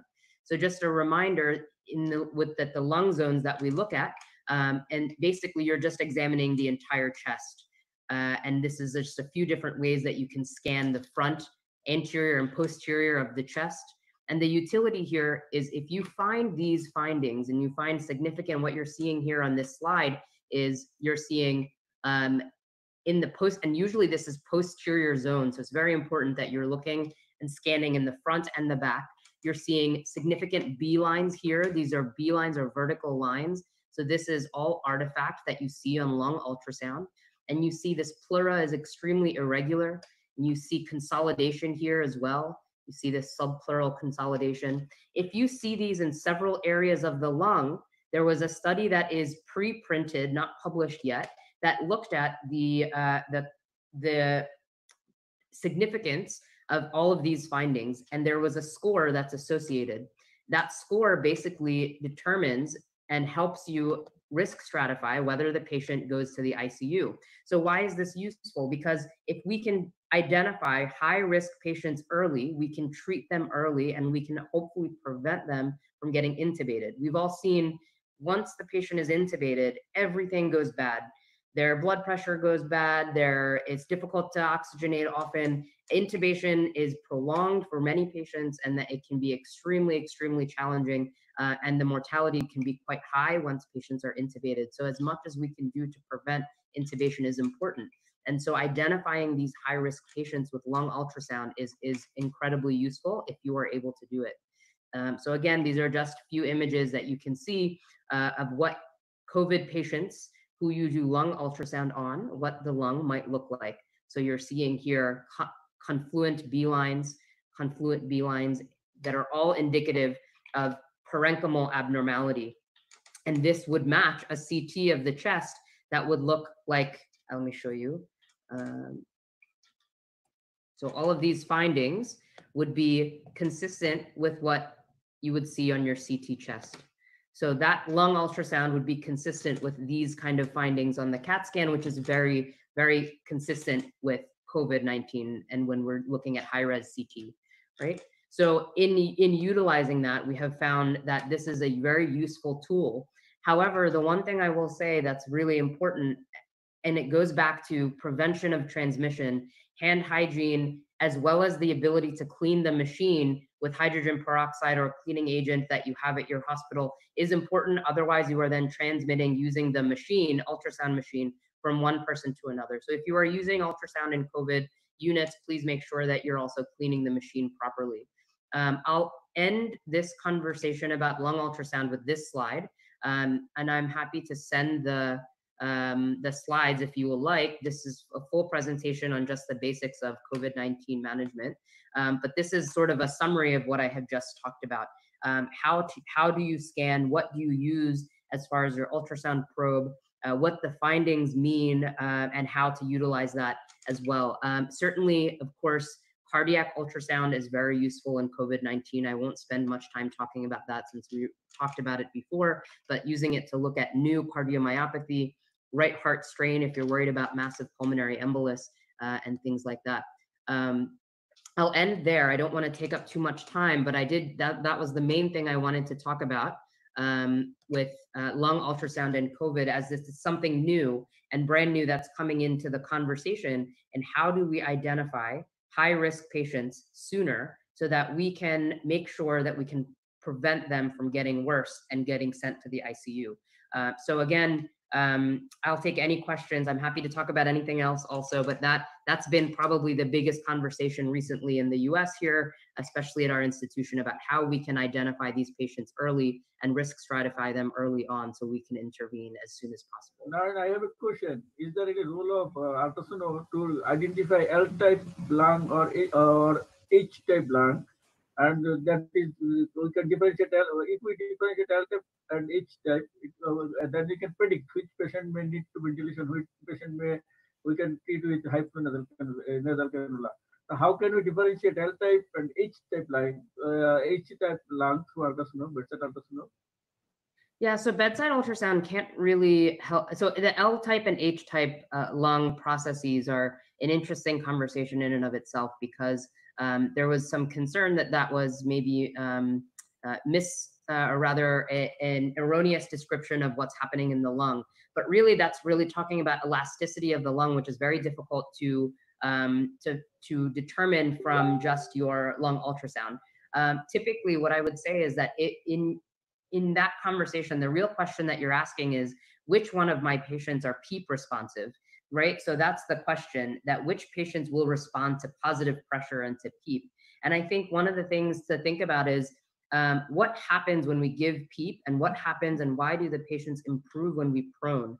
So the proning process improves aeration of the dorsal part of the lung, right? Because that's actually the majority of where the lung is. When we're laying on our back, the ventral part of the lung is getting the majority of air, the majority of oxygenation and opening of the alveolar sac. But when you flip, then the dorsal part of the back part of the posterior part of the lung can open up, and that's the majority of the lung that needs to open up in order to provide adequate oxygenation. So in thinking about that, if you have a patient that when you awake prone, they improve. When you if you're looking at their lungs and you see significant consolidative features on lung ultrasound in the posterior zone of the lung, that might be somebody who would benefit from positive pressure.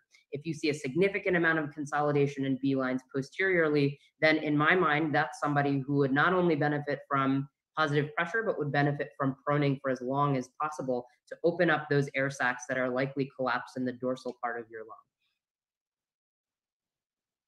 Thank you, Narin. I have a question regarding the ultrasound in COVID-19 patient. And that is lung ultrasound is sensitive to diagnose of COVID pneumonia in early stage, especially during the very early phase. You know that the CT scan is a very good diagnostic state for the diagnosis of COVID lung involvement or COVID pneumonia. And definitely in our country, the CT scan is not available in every centers, and also it is very difficult to do CT scan in COVID patients. So do you feel that the ultrasound may be a substitute of CT scan regarding the early diagnosis of COVID pneumonia? Yeah, I 100% agree with you. What we're seeing now is that in places across the world where CT scan or even chest X-ray is difficult, we know even before COVID ever happened that lung ultrasound is highly sensitive, right? We can see pulmonary edema, we can see parenchymal pulmonary edema on lung ultrasound before it even looks apparent on chest X-ray, right? So we know that lung ultrasound has a great sensitivity.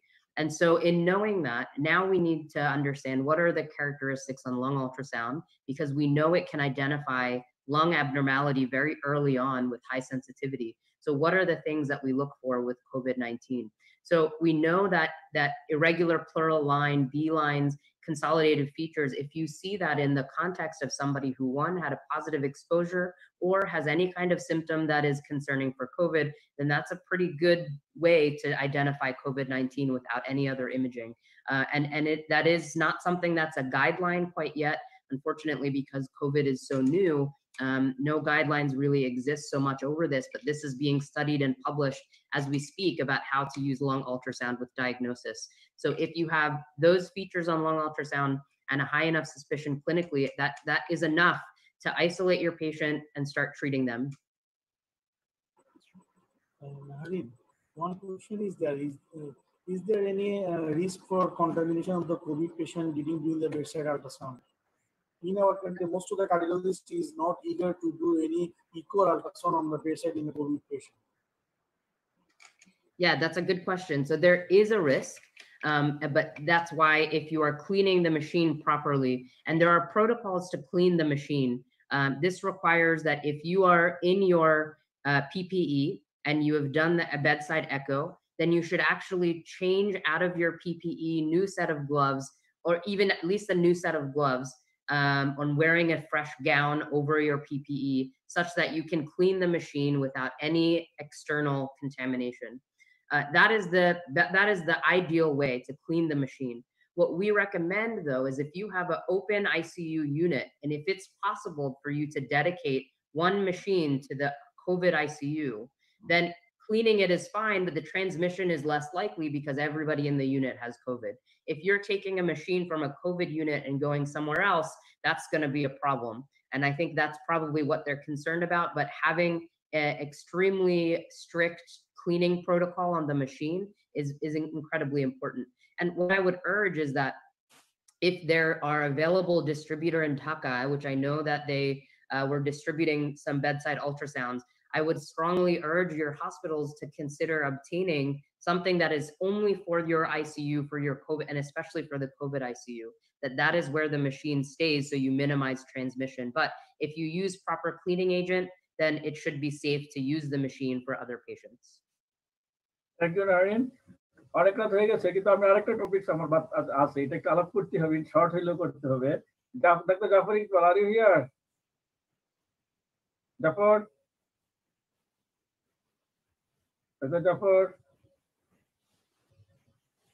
Zafar নাই, ও তো অনেক অন্যান্য বিভিন্ন সময় participate করে, তোর টপিকসটা বাদ পড়ে গেছে, এই জন্য ওকে ধরতেছিলাম। জাফর, না, জাফর তো অ্যাভেলেবল নাই মনে হচ্ছে। এখন আর কারো কিছু বলা, এখন ডাক্তার আমি ডাক্তার তারিক পেলা, please tell something regarding today's webinar. Sir, আমার দুটো বিষয় একটু জানার ছিল স্যার। একটা হচ্ছে স্টেরয়েড। আমরা আসলে গাইডলাইন অনুযায়ী আমরা মিথাইলপ্রেডনিসোলোন 250 দিচ্ছি, অথবা আমরা হচ্ছে ইনিশিয়ালি 80 দিচ্ছি, অথবা 1. আচ্ছা, স্টেরয়েড দেন আরেকটু another one is steroid, second is the other drug except other than tocilizumab, that is the roxolutidine, bercitinib. আমরা এই ড্রাগগুলো আমরা আসলে ইউজ করব কিনা, বা tocilizumab যেভাবে করি ঠিক সেভাবেই করব কিনা, এই দুইটা। আচ্ছা, তাহলে তোমার কোশ্চেন বুঝতে পারছি। এখন জাফরের কাছে যাই, জাফরকে পাইছি। জাফর, আরে হিয়ার, তুমি কি ফিজিক্যালি ফিট কথা বলার জন্য? রাত 12টা বাজে, কাজকর্ম করে এখন কথা বলার স্কোপ আছে কেন? জাফর হয়ে গেল, উঠি দিয়ে চলে গেল। হ্যালো, আচ্ছা, ডাক্তার জাফরের মনে হয় সম্ভবত ঘুম ধরছে, ঘুমে ধরছে, তার সম্ভবত সে হয়তো ডিসকানেক্ট হয়ে গেছে। তো ওকে, ডাক্তার তারিক রেজা প্লিজ। এখন আসলে আমাদের সময় আসলে খুব স্বল্প, এখানে আসলে আরো অনেক কিছু আলোচনা করার সুযোগ ছিল। আলোচনা করা যেত, এখন তুমি সোহাগের আনসার দিতে সহ এবং আজকের ওয়েবিনারে এখন আমি জাস্ট 1 মিনিটের মধ্যে শেষ করতে চাচ্ছি, কারণ অলরেডি অনেক রাত হয়ে গেছে। এবং সেক্ষেত্রে জাস্ট ওর প্রশ্নের উত্তরে আমি একটা কথাই বলবো, যে ওষুধগুলো আমরা ব্যবহার করছি সেই ওষুধগুলোর ক্ষেত্রে আমরা যদি দেখি যে আমরা যদি WHO দেখি কোনো ড্রাগই কিন্তু তার রেকমেন্ড করছে না। আর যদি FDA বা অন্য ওয়েবসাইট যদি দেখি তাহলে সেই ড্রাগগুলা বিশেষ করে রেমডেসিভির সহ অ্যান্টিভাইরাল ড্রাগ বা আদার্স এর ড্রাগগুলা তারা বলছে সেটা কিন্তু আসলে তারা যে লাইসেন্সিটা দিচ্ছে এটা কিন্তু একটা ইমার্জেন্সি অথরাইজেশনের একটা লাইসেন্স। যেহেতু কোভিড-19 একটি নিউ ডিজিজ এবং এখানে আমরা নির্দিষ্ট কোনো ড্রাগ বা ভ্যাকসিন আবিষ্কার হয় নাই। তো সেক্ষেত্রে এই ড্রাগগুলা ইউজের ক্ষেত্রে তাদের কিন্তু কতগুলা নির্দেশনা আছে। যেমন এগুলা কোনো একটা ট্রায়ালের মধ্যে থাকতে হবে। তারপর ইনফর্ম কনসেন্ট থাকতে হবে। আমাদের রিস্ক ভার্সেস বেনিফিট এগুলা দেখে চিন্তা করে তারপর দিতে হবে। আমরা অনেক ক্ষেত্রেই বাংলাদেশে ড্রাগ ইউজ করার ক্ষেত্রে এম্পিরিক্যালি ব্লাইন্ডলি অনেক কিছু বা একটা ড্রাগ আসলেই হয়তো আমরা সেটা ব্যবহার করি। আমরা ক্লোরোকুইন বা হাইড্রোক্সিক্লোরোকুইনের ক্ষেত্রেই দেখেছি যে আমরা প্রথমে যারা একটা ডাক্তার ডিনার আছে ও যেরকম বলেছে যে তারা কিন্তু প্রচুর ক্লোরোকুইন হাইড্রোক্সিক্লোরোকুইন ইউজ করছে। কিন্তু এখন কিন্তু আমরা যে ক্লোরোকুইন হাইড্রোক্সিক্লোরোকুইন এগুলো কিন্তু ইউজ করছি না। আবার নতুন যে ড্রাগ গুলো আসতেছে সেগুলো কিন্তু হয়তো এর মধ্যে দেখা যাবে যে কোনো ড্রাগ মানে সফল হবে ট্রায়ালে, আবার কোনো ড্রাগ দেখা যাবে যে কমপ্লিকেশন অলরেডি কিন্তু বলা হয়েছে যে আমরা ফ্যাভিপিরাবির সোহাগ বলেছে যে ফ্যাভিপিরাবির ক্ষেত্রে এরকম কিন্তু অনেক কমপ্লিকেশন বা কন্ট্রোভার্সি কিন্তু চলে এসেছে। এখন রেমডেসিভিরও যে কয়েকদিন পর আসবে না এটা কিন্তু বলা যায় না। এখন সেক্ষেত্রে আমাদের কিন্তু ড্রাগ ইউজের ক্ষেত্রে আমাদের কিন্তু সতর্ক হতে হবে এবং আমরা নতুন একটা ড্রাগ আসছে সেটাই যে আমরা ব্যবহার করব তা না। আমরা পেশেন্টের রিস্ক এবং বেনিফিট চিন্তা করে আমরা ব্যবহার করব। এই পেশেন্টের ক্ষেত্রে যদি আমরা মনে করি যে তার দিলে তার উপকারিতা আছে, তার রিস্ক কম বা তাকে দিলে হয়তো তার বেনিফিট হবে, সেক্ষেত্রে আমরা জুডিশিয়াসলি ইউজ করব। কারণ এখানে মনে রাখতে হবে যে আমরা এই যেহেতু নতুন ডিজিজ আমাদের যে ট্রিটমেন্ট যারা আছে যে দিচ্ছি তার উপর কিন্তু রোগীটার ভবিষ্যৎ নির্ভর করছে। কিন্তু ট্রিটমেন্টের ব্যাপারে আমাদের কিন্তু আরো একটু সতর্ক হওয়া মানে একান্ত প্রয়োজন। আর সর্বোপরি আমি বলবো যে ডাক্তার ফেরদৌসকে আমি অবশ্যই ধন্যবাদ জানাবো। কারণ হচ্ছে যে আমি তার উদ্যোগে এবং তার কনসেপ্টে কিন্তু আজকে আমরা এই যে ক্রিটিক্যাল কেয়ার মেডিসিনে আমরা সবাই একত্রিত হয়েছি এবং সত্যি কথা বলতে কি আমরা কিন্তু দীর্ঘ সময় ধরে আলোচনা করতেছি কিন্তু কখনো আমার কাছে মনে হয় না যে কখন এতটা সময় পার হয়ে গেছে এবং সবাই খুব প্রাণবন্তভাবে আলোচনা করেছে। এখানে জাফর ভাই আছে, আমাদের সিনিয়র আছে, আসাদ ভাই আছে, সাজ্জাদ ভাই আছে, তারা খুব সুন্দর আলোচনা করেছে। আমাদের ডিনার আছে, সোহাগ এবং নাহারিন। নাহারিন তো অবশ্যই আমাদের জন্য খুব ভালো একটা বন্ধু। সে ইউএসএ থাকলেও সবসময় আমাদের জন্য চিন্তা করে এবং আমাদের ক্রিটিক্যাল কেয়ারে আমরা তার মতো একটা বন্ধু পেয়েছি দেখি কিন্তু আমরা অনেক ক্ষেত্রে আমরা উপকৃত হয়েছি এবং ক্রিটিক্যাল কেয়ার আল্ট্রাসাউন্ড কিন্তু ডাক্তার নাহারিনের হাত ধরেই কিন্তু আমরা শুরু করেছি এবং আমরা খুব গর্বের সাথে বলতে পারি যে ঢাকা মেডিকেল কলেজে থেকে যে ক্রিটিক্যাল কেয়ার মেডিসিন স্পেশালিস্টরা বের হচ্ছে তারা বিভিন্ন জায়গায় কিন্তু ক্রিটিক্যাল কেয়ার আল্ট্রাসাউন্ড এবং লাং আল্ট্রাসাউন্ড কিন্তু প্র্যাকটিস করছে এবং তারা খুব ভালো করছে যেহেতু তাদের এই সম্বন্ধে অভিজ্ঞতা আছে এবং এক্ষেত্রে নাহারিনকে অবশ্যই ধন্যবাদ জানাই। সর্বোপরি সবাইকে ধন্যবাদ জানাই এবং আজকে যারা আয়োজক আছে তাদেরকে, আজকে আমরা যারা স্পন্সর করেছে তাদেরকে আমরা অবশ্যই ধন্যবাদ জানাই। রাজ টিভিকে ধন্যবাদ জানাই যে তারা আমাদের একটি সম্প্রচার করেছে এবং যারা আমাদের ক্রিটিক্যাল কেয়ার বা আইসিইউতে কাজ করছে অনেক ডাক্তাররাই কিন্তু এটা দেখছে এবং আমরা জানি যে তারা উপকৃত হবে এবং তারা হয়তো ভবিষ্যতে তাদের পেশেন্ট গুলাকে কিভাবে ম্যানেজ করবে সেই সম্বন্ধে একটা দিক নির্দেশনা পাবে। এবং পরিশেষে আমি ডাক্তার ফেরদৌস ভাইকে অনুরোধ করছি যে অনুষ্ঠানটি সবাইকে ধন্যবাদ দিয়ে শেষ করার জন্য। ধন্যবাদ। জাফরকে আবার দেখা যাচ্ছে উকি মারছে, একবার আসে একবার যায়, বেচারা ঘুমাতে পারছে না। আইপিসি কিন্তু বাকি রয়ে গেছে জাফর, আইপিসি কিন্তু বাকি রয়ে গেছে। এখন এত রাতে কি আইপিসি নিয়ে আলাপ করার সুযোগ আছে কিনা? না, আমি জাস্ট একটা সেকেন্ড দুটো কথা বলবো। সেটা হচ্ছে যে আমরা শুরুতে এই ইনফেকশন কন্ট্রোল প্রিভেনশন নিয়ে যে ভয়টা পেয়ে গেছিলাম কোভিড নিয়ে, দিন যত যাচ্ছে আমাদের এক্সপিরিয়েন্স তত বাড়তেছে এবং আমরা তত এই যে আননেসেসারি যে ভয়গুলো পাচ্ছিলাম ওখান থেকে বের হয়ে আসতেছি এবং আমরা যত আরো সাহসিকতার সাথে ওই যে নারায়ণ আপা যেমন বললেন যে ডনিং ডফিং এবং বেসিক প্রিন্সিপাল মেনে যখনই কাজ করতেছি তখনই কিন্তু আমাদের ইনফেকশনের রেটও তত কমতেছে এবং আমরা অনেক বেশি পেশেন্ট ডিলস করতেছি। আর সেই সাথে নারায়ণ আপার সাথে একটা কথা যোগ করবো যে আমরা কিন্তু মোটামুটি ক্রিটিক্যাল কেয়ার যারা আছি তারা সবাই এখন আল্ট্রাসাউন্ডে মোটামুটি মাস্টার হয়ে গেছি। অতএব আমরা এই মুহূর্তে যেহেতু কার্ডিওলজিস্টরা আমাদের আইসিইউতে আসতেছেন না, আমাদের যদি জাস্ট একটা ফেস্ট রে প্রোব থাকে এবং অনেক কোম্পানি মানে অ্যান্ড্রয়েড কম্পিটেবল ফেস রে প্রোব নিয়ে আসছে। আমরা কিন্তু ইকো এবং আল্ট্রাসাউন্ড দুটো একসাথে করে ফেলতেছি, লাং আল্ট্রাসাউন্ড, এবং আমরা যেটা পালমোনারি এম্বোলিজম বলতেছি, এটা হচ্ছে যে আমরা যদিও বলা হয় সিটিপিএ গোল্ড স্ট্যান্ডার্ড, বাট আমাদের ইন্টেন্সিভিস্টদের কাছে হচ্ছে যে আল্ট্রাসাউন্ড প্রোব হচ্ছে আমাদের gold standard to diagnosis the pulmonary embolism. অতএব আমরা সবাই চেষ্টা করব যাতে আমাদের সবার হাতে একটা করে আল্ট্রাসাউন্ড প্রোব যাতে পোর্টেবল থাকে, যাতে অ্যান্ড্রয়েড কিংবা আমাদের আইফোন ডিভাইস কম্পিটেবল।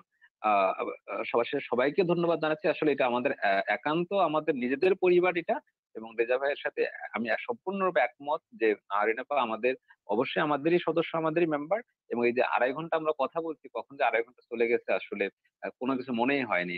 এবং ফেরদৌস ভাইকে অনেক অনেক ধন্যবাদ। Thank you very much. ধন্যবাদ জাফর, ঠিকই, সেটা সত্যি কথা। এটা তো আসলে 12:30 বাজে, মনেই হয়নি কখন 2.5 ঘন্টা চলে গেল।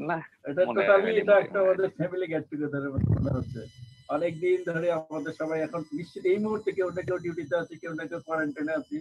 এরকম একটা সময় আমার এখানে ইলেকট্রিসিটি চলে গেছে মনে হয়, এই জন্য অন্ধকার হয়ে গেছে। তারপর আমি কথা বলে যাই। তো এখন তুই অন্ধকারের মানুষ, অন্ধকারের তো কথা বলবি। এরকম একটা সময় আমরা একটা খুব প্রাণবন্ত সময় গেলাম। সবাইকে আমি খুব আনন্দিত যে আমি আমার একটা সাবজেক্টে ক্যারিয়ার করতে আসছি, যেখানে এখন আমরা যে সরাসরি মানুষের এইরকম একটা প্যান্ডেমিক সিচুয়েশনে সরাসরি মানুষের পাশে দাঁড়ানোর একটা সুযোগ পেয়েছি। এবং আরো বেশি আনন্দের বিষয় যে আমাদেরই মানুষজন, আমাকে যদি কেউ বলে তোমার আজকে ফোন দিলে একজন পপুলার আইসো থেকে আছে, আরে আমার অসুবিধা, তুই ফোন দাও আমার নাম বলে, আর বলে আবার কি আছে, জাফরকে বলে দিচ্ছি।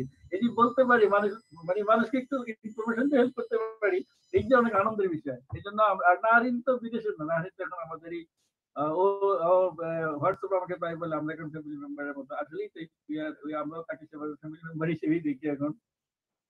আর এত রাত জেগে সেই ব্যস্ততার মধ্যে সবাই উপস্থিত ছিল, সবাই আমি খুব কৃতজ্ঞ। সবাই আল্লাহর কাছে দোয়া করি যেন আল্লাহ সবাই আমাদের সুস্থ রাখে, এবং কোভিডের পরে আমরা যেন সবাই একসাথে মানবতার গান গাই, একসাথে মানবতার গান গাইতে পারি। আল্লাহ সবাই আমাদের ভালো রাখুক, সবাই সুস্থ থাকুক। আল্লাহ হাফেজ। আল্লাহ হাফেজ।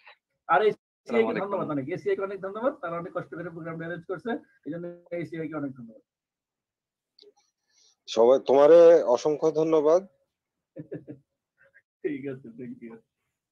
অন্ধকারে দেখি ওর কি লোডশেডিং হচ্ছে, কলাপস করছে মনে হয় কিছু একটা। এই যে একটু দেখা যায়, এই যে একটু দেখা কবিতা আলোচনা করতে করতে ফেরদৌসি লিপটিক লাইনের মধ্যে কোভিড ঢুকে গেছে, তুমি তাড়াতাড়ি রেডিসিভি দাও। লাইট অফ করে ঘুমাইতে চলে গেছে, লাইট অফ করে ঘুমাইতে চলে গেছে। You are watching Raj TV, জাগরণে বাংলা।